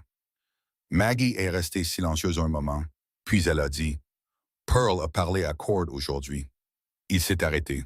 Pearl a parlé, des phrases complètes, 3 d'entre elles. Elle a regardé sa tasse et quelque chose a traversé son visage qu'elle n'a pas essayé de contrôler.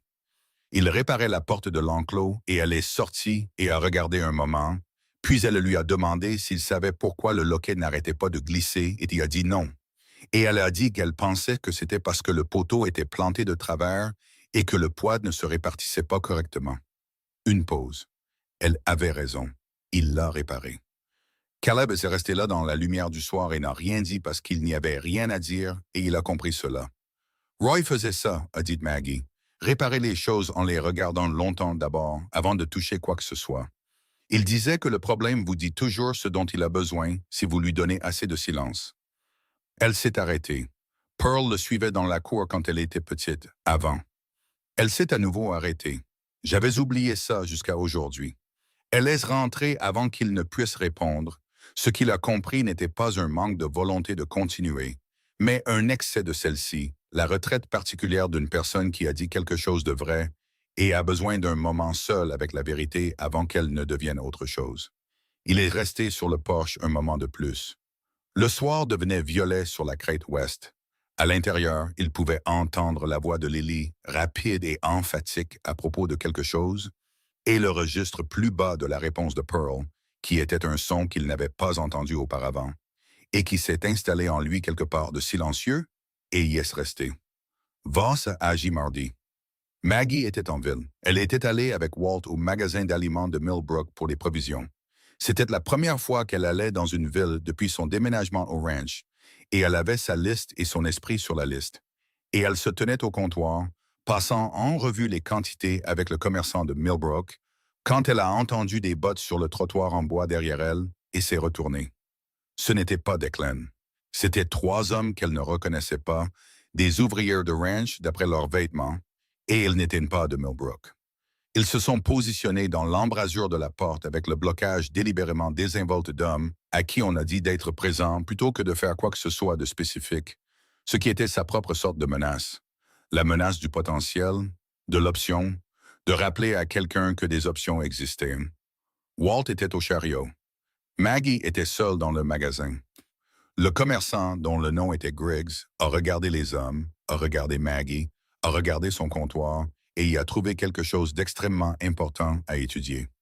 Maggie n'a plus regardé les hommes. Elle s'est retournée vers Griggs.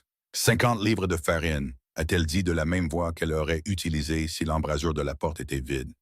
20 de semoule de maïs, du sel, 10 livres de saindoux. Griggs a dégluti. Il n'a pas bougé. Monsieur Griggs, a-t-elle dit. Madame, Il a jeté un coup d'œil à l'embrasure de la porte. Monsieur Griggs, a-t-elle répété, plus doucement cette fois, ce qui était en quelque sorte plus certain que fort.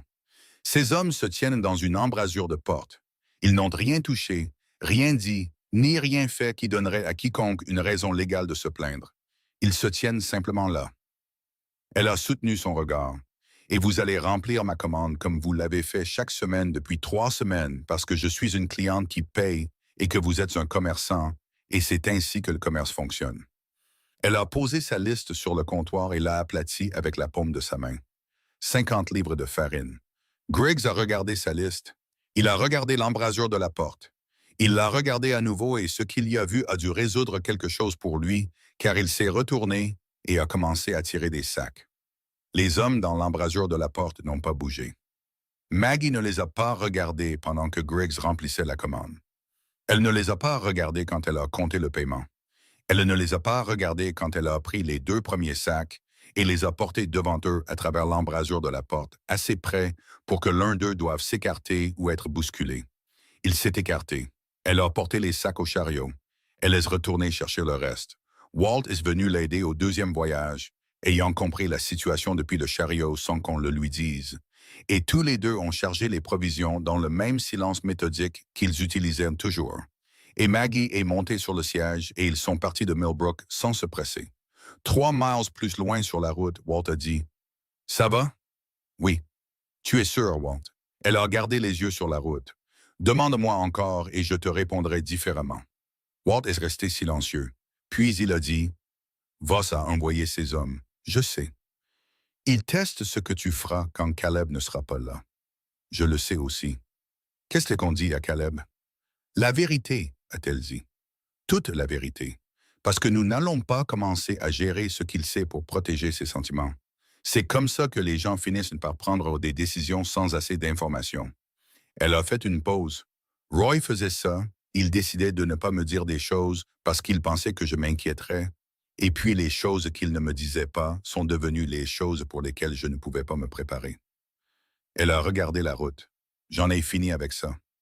Walt a hoché la tête. Il n'a rien dit d'autre pendant le reste du trajet, ce qui était exactement la bonne réponse et la raison pour laquelle Maggie en était venue à lui faire confiance, de la manière particulière dont elle faisait confiance aux gens qui savaient quand le silence était le meilleur mot.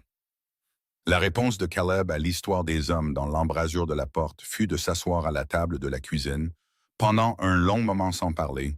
Ce que Maggie avait fini par comprendre signifiait qu'il prenait une décision et avait besoin que l'espace autour de la décision soit calme. Il accélère, a finalement dit Caleb. Il a déposé une demande reconventionnelle sur les droits d'eau ce matin. Le bureau de Bean a déjà envoyé un messager. Il a un avocat à Denver qui agit vite quand Voss le paye pour ça. Il a regardé ses mains. Et Henderson a écrit cet après-midi pendant que vous étiez à Millbrook. Voss a exigé le remboursement de la traite sur sa propriété. 30 jours. Maggie s'est assise. Henderson a des enfants, 4 d'entre eux. Bean peut-il aider? Bean examine la situation, mais la traite de Henderson est légitime. Voss lui a prêté de l'argent de bonne foi légalement.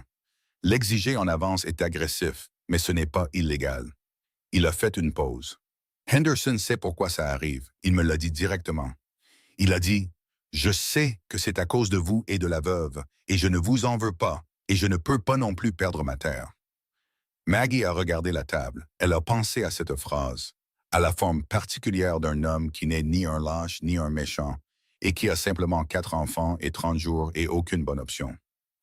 Elle a pensé à Madame Garrett à l'hôtel avec ses yeux soigneusement détournés. Elle a pensé à Giddings et son chapeau et sa voix sincèrement pleine de regrets. Elle a pensé à toutes les personnes décentes dans le monde qui se retrouvaient à faire des choses indécentes parce que Harlan Voss avait structuré la réalité de telle sorte que la décence était le choix coûteux. Si Henderson perd sa propriété, a-t-elle dit lentement, Voss la récupère.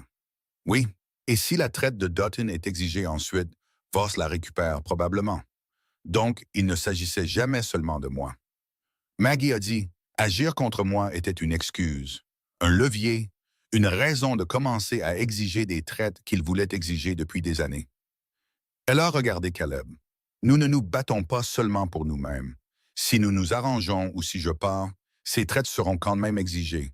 Il n'aura juste pas de raison de se presser. Caleb l'a regardé. C'est ce que je pense aussi. Alors nous avons besoin que Henderson le sache. Elle s'est levée. Nous avons besoin qu'il sache que fuir ne sauvera pas sa terre, que Voss va la prendre de toute façon. Et la seule question est de savoir s'il le fait avec la coopération de Henderson ou contre l'objection de Henderson. Elle est allée au poêle. Peux-tu le faire venir ici ce soir? Oui. Caleb l'a regardé un moment. Je vais y aller à cheval. Henderson est venu. Son nom était David Henderson, 41 ans, large d'épaules, avec la gravité particulière d'un homme portant quelque chose de trop lourd et qui l'a été trop longtemps. Il s'est assis à la table de la cuisine de Maggie, a tenu une tasse de café dans ses 2 mains et a écouté. Maggie a parlé. Pas longtemps, elle avait appris en 15 ans dans les cuisines des autres que la chose la plus efficace qu'une personne pouvait faire dans une pièce était de dire la vérité avec le moins de mots possible, puis d'arrêter de parler. Voss va exiger cette traite que vous coopériez avec lui ou non, a-t-elle dit. C'est de ça qu'il s'agit. Vous n'êtes pas un dommage collatéral dans un combat entre lui et nous. Vous êtes la cible. Nous sommes juste l'excuse qu'il utilise pour démarrer le compte à rebours plus tôt. Elle l'a regardé directement. Si vous voulez vous battre, Bean prendra votre cas aux côtés des nôtres. Les 3 propriétés, les 3 plaintes déposées ensemble à Denver dans 6 jours. Le tribunal fédéral n'agit pas vite, mais il agit. Et les procédures fédérales sont hors de tout ce que Voss peut contrôler localement. Elle a fait une pause. C'est votre option. Je ne vais pas vous dire que c'est sans risque, ça l'est. Mais perdre votre terre en 30 jours est aussi un risque, et celui-là est certain. Henderson est resté assis avec nous. Il est resté silencieux pendant un long moment. Caleb s'est assis à côté de Maggie. Il n'a rien dit parce que ce n'était pas à Caleb de mener cette conversation. Ma femme, a finalement dit Henderson. Je sais, a dit Maggie. Elle va dire de se battre. A-t-elle raison? Henderson a regardé son café. Il a tourné la tasse une fois. Ouais, a-t-il dit. Elle a raison. Il a levé les yeux. Je veux parler à Bean. J'enverrai un messager à Fort Collins ce soir, a dit Caleb. Henderson a hoché la tête. Il s'est levé. Il était presque à la porte quand il s'est arrêté. Il s'est retourné vers Maggie. Madame Holloway, ce qui vous est arrivé dans cette rue. J'étais chez le barbier. Je l'ai appris après coup. Je veux que vous sachiez que si j'avais été là... Monsieur Henderson, a dit Maggie, vous êtes ici maintenant. Il a soutenu son regard un moment, puis il a hoché la tête une fois, a mis son chapeau et est sorti. La nuit était très silencieuse après que le son de son cheval se soit estompé sur la route. Lily dormait. Pearl, non. Pearl était à la table de la cuisine en chemise de nuit, une tasse de lait chaude devant elle, regardant sa mère comme elle le faisait quand elle réfléchissait à quelque chose et voulait le réconfort de la proximité sans conversation. Caleb était toujours à la table. Il n'était pas parti après Henderson, ce que Maggie ne lui avait pas demandé de faire et ce qu'elle n'allait pas lui demander de faire maintenant non plus. Bean a dit 1 semaine à partir de lundi, a dit Maggie. Nous avons 5 jours. 5 jours. Que fait Voss en 5 jours quand il sait que le dépôt arrive? Pression, a dit Caleb. Plus de pression, plus vite. Il essaiera de briser l'un de nous avant que les papiers n'arrivent à Denver. Il a fait une pause. Il pourrait s'en prendre aux filles. L'air dans la cuisine a changé. Explique-toi, a dit Maggie. Sa voix était très égale. Pas directement. Il n'est pas ce genre d'homme. Mais Pearl et Lily vont à la salle de l'église le jeudi. Elles sont visibles. S'il agit contre l'école, contre l'arrangement de Madame Aldridge. S'il trouve une raison de rendre ses sessions indisponibles, il touche à l'éducation de ses filles et il découvrira quel genre d'homme je suis, a dit Maggie. Je sais, je ne le dis pas pour te faire peur, je le dis pour que nous soyons préparés. Il l'a regardé. Je les accompagnerai à cheval jeudi, à l'aller et au retour. Pearl a dit sans lever les yeux de son lait. Je savais déjà qu'ils pourraient faire ça. Ils l'ont tous les deux regardé. Lily, non, a dit Pearl. Alors je ne lui ai pas dit, mais j'y ai pensé. Elle a tourné la tasse dans ses mains. Les gens qui ne peuvent pas vous blesser directement cherchent toujours la chose qui est près de vous pour la blesser à la place. Elle a fait une pause. Roy disait ça des mauvais chevaux, qu'ils ne vous attaquent pas de front. Ils s'en prennent à ce qui est à côté de vous. La cuisine était si silencieuse que le feu était la chose la plus bruyante. Pearl, a dit Maggie prudemment, depuis combien de temps penses-tu à ça? Depuis les hommes dans l'embrasure de la porte à Millbrook, a dit Pearl. Walt me l'a dit sur le chemin du retour de l'enclos aujourd'hui. Elle a levé les yeux vers sa mère. Je lui ai demandé de me le dire. Il a dit que tu avais dit que nous ne gérons pas ce que les gens savent pour protéger leurs sentiments. Elle a soutenu les yeux de Maggie, stable et direct et âgée de 6 ans. Je ne suis pas un sentiment qui a besoin d'être protégé, maman. La chose qui s'est produite sur le visage de Maggie à ce moment-là n'était pas quelque chose qu'elle aurait pu décrire. Ce n'était ni du chagrin, ni de la fierté, ni de la joie, et c'était les trois à la fois, la traversant comme le temps. « Non, a-t-elle dit. « Tu ne l'es pas. » Pearl a hoché la tête, satisfaite. Elle a bu son lait, puis elle a dit « 5 jours, c'est assez. »« Pourquoi? » a demandé Caleb. « Pour que les gens décident. » Pearl a posé sa tasse.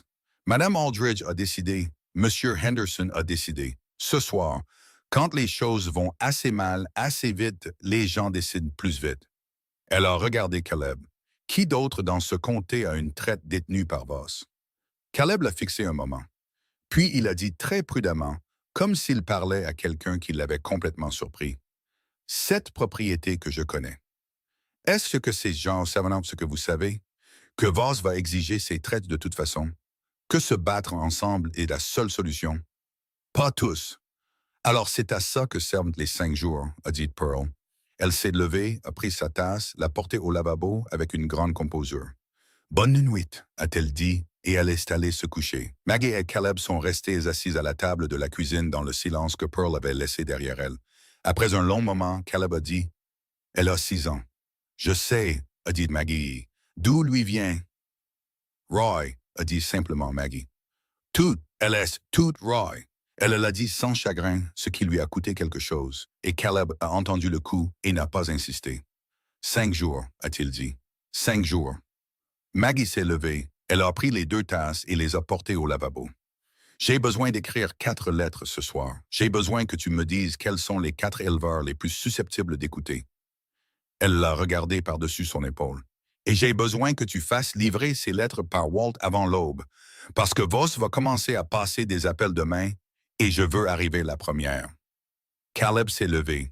Il est allé au bureau dans le coin, a sorti le grand livre du ranch et s'est tourné vers les dernières pages où il gardait ses archives des arrangements de propriété du comté, les traites, les baux et les dates de transfert qu'un homme prudent dans un territoire contesté suivait, parce que la connaissance était la seule chose qui ne pouvait pas être saisie.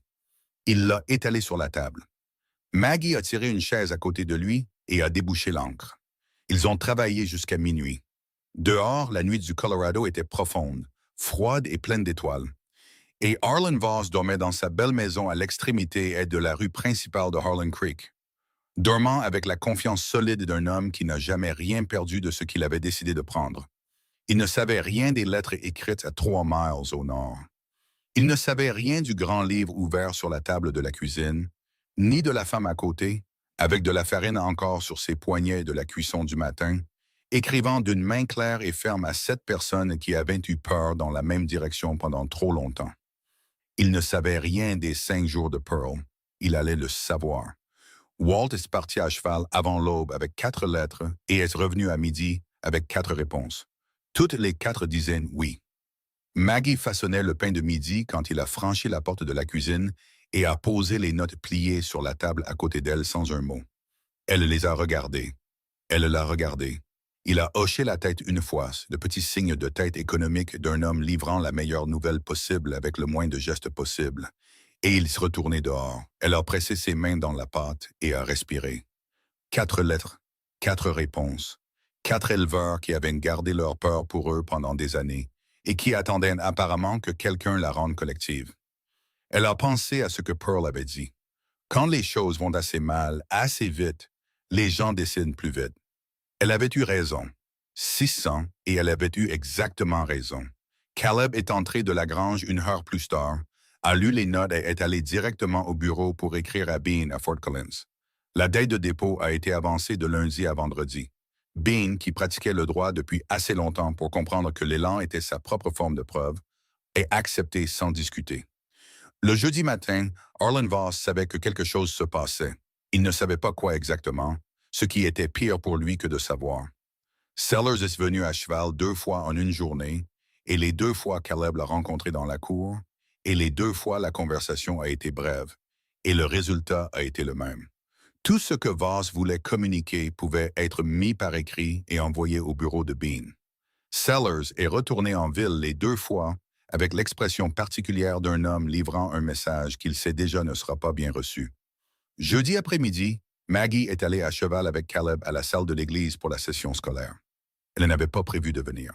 Elle avait prévu de rester au ranch, de finir la cuisson de la semaine et de laisser Caleb s'occuper de l'escorte. Mais à 11 heures, Pearl était entrée dans la cuisine dans sa robe d'école, les cheveux attachés et son cartable, et s'était tenue devant sa mère avec la posture posée et délibérée d'une enfant qui a pris une décision. « Je veux que tu viennes », a dit Pearl. « Walt peut y aller », a dit Maggie. « Je sais. » Pearl la regarda fixement. « Je veux que tu viennes. » Maggie a regardé sa plus jeune fille un long moment, puis elle a dénoué son tablier. La salle de l'église se trouvait du côté nord de la rue principale de Harlan Creek, ce qui signifiait traverser la ville pour l'atteindre, et Maggie n'avait pas traversé Harlan Creek depuis qu'elle l'avait quitté 10 jours plus tôt, avec sa boîte à pain dans un chariot emprunté et 2 filles pressées contre ses flancs. La ville avait l'air la même. Elle avait toujours l'air la même. C'était le propre des villes comme celle-ci. Elles absorbaient tout ce qui leur arrivait et gardaient leur visage, et il fallait savoir où regarder pour voir ce qui avait changé en dessous. Elle a regardé. Elle a vu Agnes Calloway devant la pension, qui a vu Maggie et n'a pas détourné le regard. Elle a fait un petit signe de tête délibéré. Maggie l'a rendu. Elle a vu Madame Garrett dans l'embrasure de la porte de l'hôtel, qui a vu le chariot et est rentrée rapidement. Cela lui a aussi dit quelque chose, bien qu'elle ne sache pas encore quoi. Elle a vu Arlen Voss à la fenêtre de la banque, debout dans la même position qu'elle imaginait qu'il se tenait tous les jours, les mains derrière le dos, observant la rue comme un homme arpentant une propriété qui lui appartient. Il a regardé le chariot passer.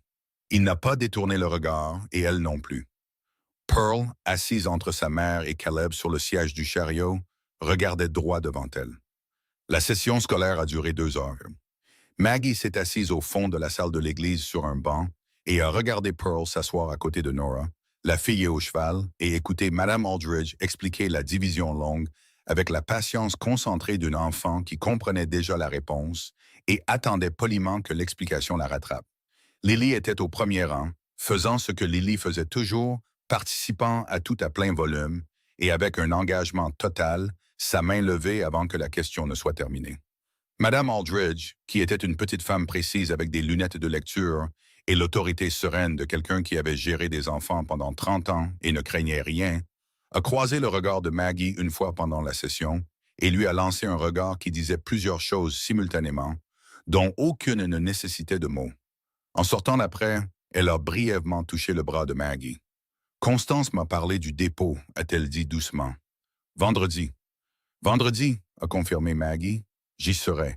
Elle l'a dit simplement, comme un rendez-vous. Puis elle est retournée à ses élèves. Caleb, qui se tenait près du chariot, a haussé un sourcil quand Maggie l'a atteint. Elle y sera, a dit Maggie. Il a hoché la tête et a aidé les filles à monter. Ils étaient presque sortis de la ville quand Declan est descendu du porche du saloon. Ils n'étaient pas là quand ils sont arrivés. Ils s'étaient positionnés pendant les 20 minutes où ils étaient à l'école, ce qui signifiait que c'était planifié, ce qui signifiait que Voss lui avait dit qu'ils étaient en ville, ce qui signifiait que Voss surveillait la rue avec plus d'attention que sa surveillance habituelle. Il se tenait sur la route, les pouces dans sa ceinture, et ce sourire que Maggie avait vu pour la dernière fois juste avant que son poing ne trouve sa mâchoire.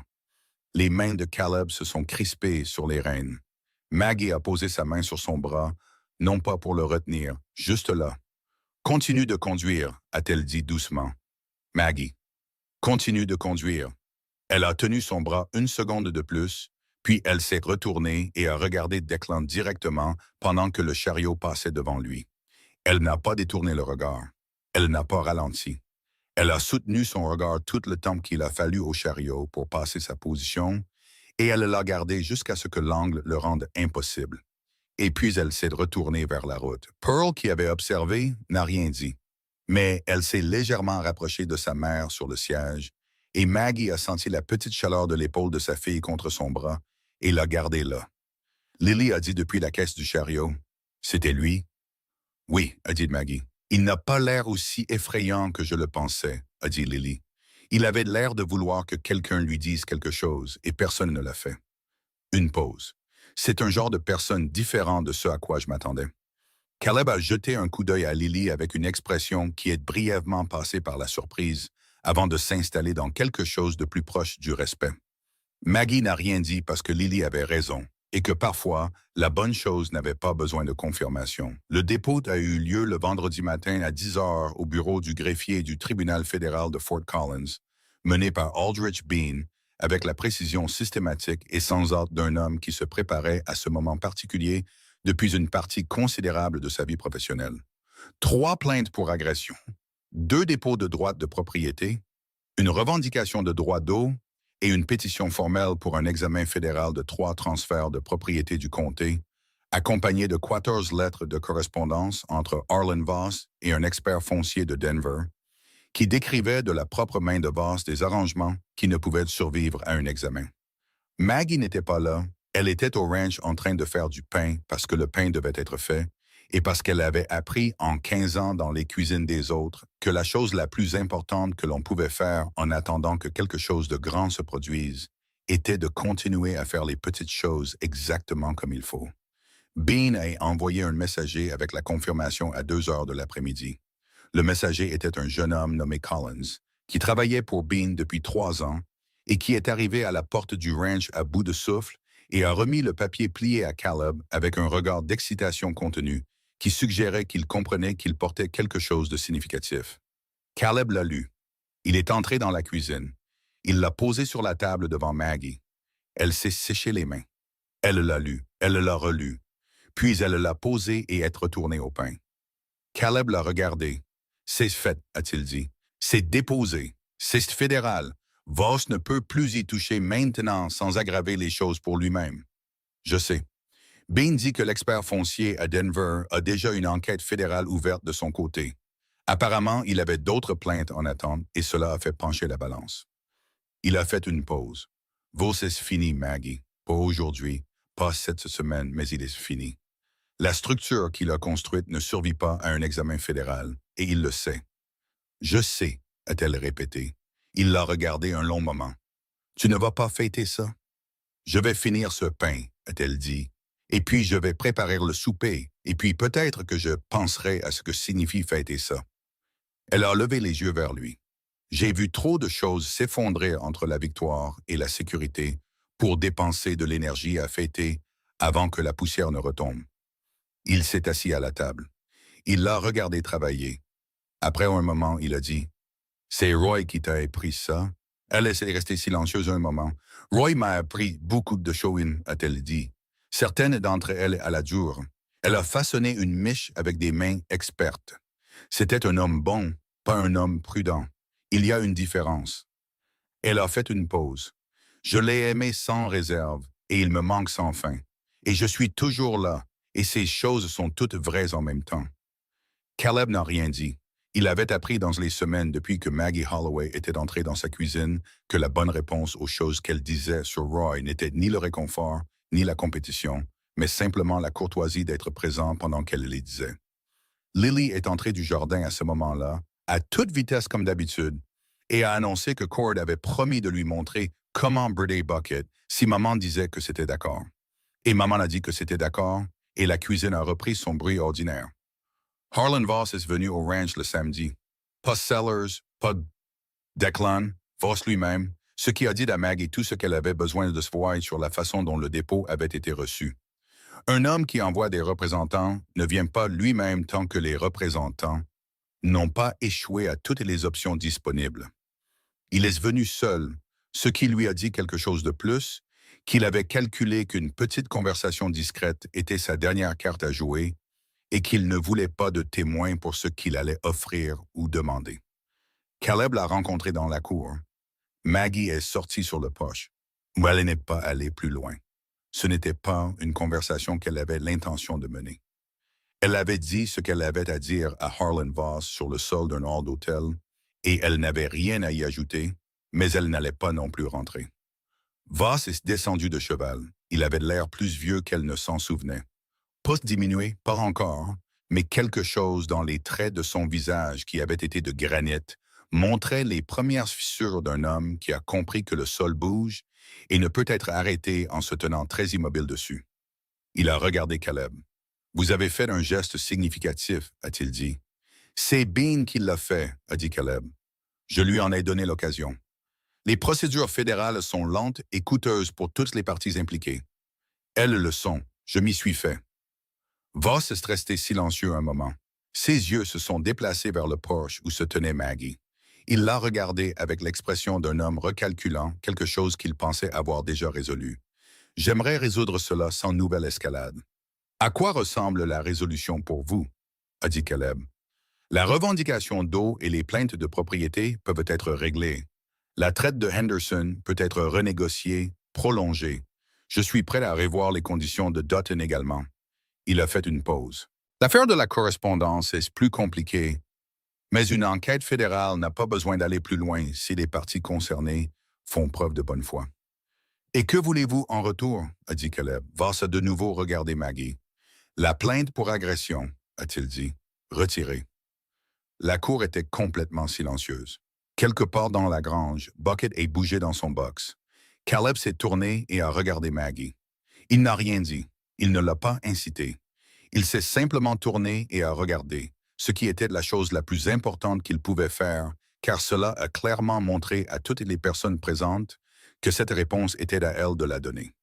Maggie est descendue du porche. Elle a traversé la cour et s'est arrêtée à 8 pieds de Harlan Voss, et elle l'a regardé avec la même attention égale et complète qu'elle lui avait accordée dans ce hall d'hôtel. Et il a soutenu son regard parce qu'il n'était pas le genre d'homme à pouvoir se permettre de ne pas le faire.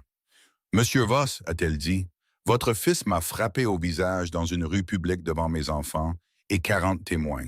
Il l'a fait parce qu'il croyait qu'il n'y aurait aucune conséquence, parce que les hommes comme lui dans des villes comme celle-ci ont historiquement eu raison à ce sujet. » Elle a fait une pause. « La plainte existe pour qu'elle soit enregistrée, pour que la prochaine femme que votre fils décidera de frapper ait une plainte antérieure sur laquelle s'appuyer, pour que la prochaine fois ait un avant. » Elle a gardé une voix égale.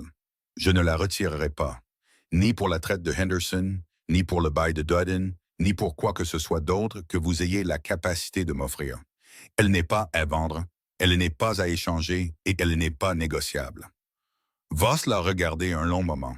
Le calcul derrière ses yeux était visible de la manière dont les calculs sont visibles sur les visages des hommes qui ont l'habitude de trouver un prix pour tout et qui viennent de rencontrer quelque chose qui n'en a vraiment pas. Vous comprenez ce que vous choisissez, a-t-il dit. Je l'ai choisi quand je me suis assise dans le bureau de Webb et que j'ai signé ce papier, a-t-elle dit. Tout depuis n'a été que la conséquence de ce choix, et je me suis accommodé des conséquences. Elle a soutenu son regard. Vous êtes-vous accommodé des vôtres? Il n'a pas répondu à cela. Il a regardé Caleb. Les procédures fédérales prendront 3 ans au minimum. Probablement, a dit Caleb. Mon avocat contestera chaque dépôt. Bean attendait cette opportunité, a dit Caleb. Il a dit de vous le dire directement si vous veniez. Voss a encaissé cela. Il est resté silencieux pendant un long moment. Puis il a dit quelque chose que Maggie n'avait pas prévu. Il l'a dit doucement, sans la distance professionnelle qu'il avait utilisée pour chaque conversation précédente.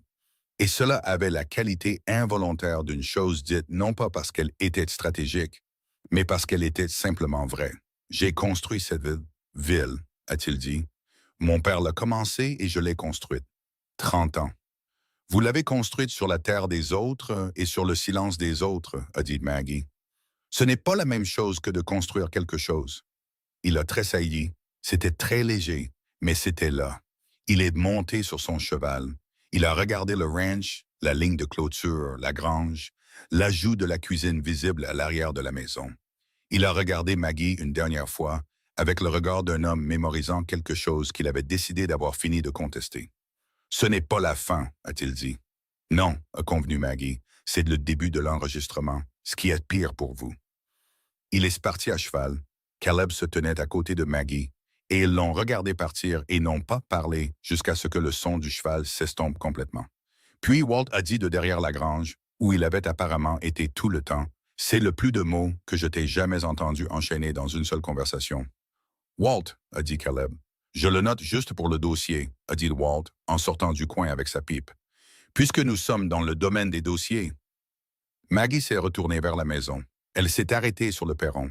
Pearl était assise dessus. Elle avait été là tout le temps, tranquillement, de la manière dont Pearl était présente aux choses, complètement et sans annonce. « Tu as entendu? » a dit Maggie. « Oui. Qu'en penses-tu? » Pearl a retourné cela dans sa tête de la manière prudente dont elle retournait tout. « Je pense qu'il t'a cru, a-t-elle dit à la fin, à propos du dossier. » Elle a regardé la route où Voss était parti. Les gens qui ne croient pas quelque chose, ils argumentent. Il n'a pas argumenté. Il a juste dit que ce n'est pas la fin. Elle a fait une pause. « C'est différent. »« C'est différent, » a dit Maggie. Roy disait ça aussi, que quand une personne arrête d'argumenter et commence à avertir, elle a déjà perdu et elle le sait. Elle a regardé sa mère. Il était comme ça, Roy. Il savait quand une chose était terminée. Maggie s'est assise sur la marche à côté de sa plus jeune fille. Elle n'a rien dit pendant un moment. L'après-midi se rafraîchissait comme les après-midi du Colorado se rafraîchissent vite, la chaleur quittant l'air entre une respiration et la suivante. « J'ai besoin de te dire quelque chose, » a dit Maggie. « À vous deux, toi et Lily, mais Lily est avec Cord et le cheval. Alors toi d'abord. » Pearl l'a regardé. « Nous allons rester, » a dit Maggie. « Pas parce que nous n'avons nulle part où aller. Nous avons un endroit où aller maintenant. Bean dit que le règlement Henderson sera accepté et qu'il y a une propriété à l'est de Millbrook qui devient disponible, et il pense qu'avec la situation de Voss résolue, nous aurions le droit de faire une offre. » Elle a regardé Pearl directement. « Nous pourrions avoir notre propre endroit, un vrai endroit, à nous. » Pearl est restée silencieuse. « Mais M. Rutten nous a demandé de rester ici, » et continuait Maggie. « Pas comme sa cuisinière, pas comme son employé. Il nous a demandé de rester comme... » Elle a fait une pause. Il n'a pas encore mis de nom dessus. Il a dit qu'il attendrait que je mette le nom dessus quand je serai prête. Pearl a regardé sa mère pendant un long moment, avec ses yeux sombres et complets. « L'es-tu? » a dit Pearl. « Oh, j'y arrive. Le sait-il? » « Je pense que oui. » Pearl a regardé l'enclos où Bucket se tenait dans son coin de l'après-midi, pensant à ce que Bucket pensait. Il a réparé la boîte à pain quand nous avons emménagé, a dit Pearl. Le loquet était cassé. Il l'a réparé avant notre arrivée et n'en a rien dit. Maggie l'a regardé. Je ne le savais pas. Walt me l'a dit. Pearl a fait une pause. Un homme qui répare la boîte à pain avant votre arrivée et ne le mentionne pas est un genre d'homme particulier. Quel genre? Le genre qui remarque les choses et fait quelque chose à leur sujet sans avoir besoin d'en être crédité. Pearl a croisé les mains sur ses genoux, posément. Roy était comme ça aussi, de différentes manières, mais du même genre. La chose qui a traversé Maggie à ce moment-là n'était ni du chagrin, ni de la joie, ni du soulagement. C'était quelque chose qui n'avait pas de nom propre. Le sentiment d'une porte qui avait été fermée pendant longtemps, s'ouvrant non pas avec un grand bruit, mais avec la facilité silencieuse d'une porte qui a finalement été correctement réajustée, se balançant doucement sur ses gonds pour la première fois depuis des années. Elle a mis son bras autour des épaules de Pearl. Pearl s'est légèrement appuyée contre elle, le petit poids de la tête de sa fille venant reposer contre le bras de Maggie. Elles sont restées assises comme ça jusqu'à ce que Lily arrive du coin de la grange à toute vitesse, le visage rouge. Cord la suivant, l'air à la fois fier et épuisé, annonçant qu'elle avait bridé Bucket toute seule et qu'il était resté complètement immobile tout le temps, et qu'elle pensait qu'elle voudrait peut-être devenir dresseuse de chevaux quand elle serait grande. Et aussi, y avait-il du pain de maïs? Parce que Cord avait dit qu'il y avait du pain de maïs. Il y a du pain de maïs. A dit Maggot, je lui ai dit, a dit Lily avec une grande satisfaction, et elle laisse rentrer. Cord s'est arrêté sur le perron. Il a regardé Pearl. Elle a bien fait, a-t-il dit. Bucket l'a aimé. Pearl a dit, Bucket aime les gens qui sont patients. Oui, madame, a dit Cord avec la gravité de quelqu'un recevant une évaluation complète et précise, et il est allé se laver. Caleb est venu à l'embrasure de la porte de la cuisine pendant que Maggie servait le souper. Il se tenait là comme il se tenait dans les embrasures de porte, les remplissant sans les encombrer, avec l'aisance particulière d'un homme qui avait appris à prendre exactement l'espace dont il avait besoin et pas plus. « Ça va? » a-t-il dit. « Ça va. » Elle a posé le pain de maïs sur la table. Nous restons. Il est resté silencieux un moment. « Tu es sûr, Caleb? » Elle l'a regardé. « J'ai dit que je mettrais un nom dessus quand je serai prête. Je ne suis pas encore prête pour ça, mais je suis sûre de rester. » Elle a soutenu son regard. « Est-ce que c'est assez pour l'instant? » Il l'a regardé comme il l'avait regardé ce premier jour devant l'école. Ce regard prudent, honnête, sans hâte, qui n'avait aucune performance. « Oui, madame, a-t-il dit, c'est amplement suffisant. » Il s'est assis à la table avec ses hommes. Maggie a rempli les assiettes, elle a rempli la sienne, et elle s'est assise avec eux. Pas dans le coin, pas debout près du poêle, pas après que tout le monde ait été servi. Elle a tiré la chaise qui était devenue, de la manière dont les chaises deviennent des choses par la simple habitude de la répétition, sa chaise, et elle s'est assise, et elle a mis de la nourriture dans son assiette, et elle a mangé. Pearl était assise à sa gauche, Lily était assise à sa droite. Walt a dit le bénédicité, ce qu'il faisait toujours en 4 mots, parce que Walt croyait que Dieu était occupé et que la brièveté était une courtoisie. Cord a demandé le pain de maïs. Tom a versé le café. Jessie a raconté une histoire sur la clôture Est qui était plus longue qu'elle n'aurait dû l'être et plus drôle qu'il ne l'avait prévu. Frank a ri le premier et le plus fort, ce qui était toujours le cas avec Frank. Lily a parlé de Bucket avec le détail exhaustif d'une fillette de 9 ans qui a découvert une nouvelle passion et a l'intention de la poursuivre sans réserve. Pearl a écouté, a mangé et a parfois dit une chose précise qui a fait hocher la tête sérieusement à Cord, ce qui a presque fait sourire Pearl, ce qui devenait lentement et à son propre rythme une chose légèrement plus fréquente. Dehors, la nuit du Colorado est tombée, pleine, froide et étincelante d'étoiles, et Arlen Creek se trouvait à 3 miles au sud avec sa banque, son saloon et son histoire de regarder ailleurs. Et quelque part à Denver, une enquête fédérale commençait son travail lent et certain. Et quelque part à Fort Collins, Aldrich Bean était assis dans son bureau avec 30 ans de dossier, une longue mémoire et la satisfaction patiente d'un homme qui avait attendu très longtemps pour faire exactement ce qu'il venait de faire. Et dans la cuisine du ranch, Margaret Holloway mangeait son souper à table avec ses filles de chaque côté d'elle, et ne mangeait pas en dernier, et ne se tenait pas près du poêle, et ne se faisait pas plus petite qu'elle n'était. Elle avait passé 2 ans à être une femme de passage au Wyoming, de passage à Harlan Creek, de passage dans les cuisines des autres et les villes des autres, transportant tout ce qu'elle possédait dans un sac et une boîte à pain, comptant les petites pains 2 fois pour que les chiffres soient justes, même quand rien d'autre ne l'était. Elle avait fini de passer. C'était la table. C'était une de ses filles. C'était son pain sur la planche et son café sur le poêle et sa chaise à la tête de la table. Et dehors, il y avait un enclos et une ligne de clôture et 3 miles de route du Colorado qu'elle avait déjà appris à lire dans le noir, et un homme qui avait réparé le loquet de sa boîte à pain sans qu'on le lui demande et sans le mentionner. Et un contremaître qui disait la vérité à sa plus jeune fille parce que sa plus jeune fille l'avait demandé et la méritait. Et un cheval nommé Bucket qui se tenait dans son coin chaque après-midi à réfléchir à quelque chose et qui avait toujours l'air mieux après. Pearl avait dit que 5 jours suffisaient pour que les gens décident. Elle avait eu raison.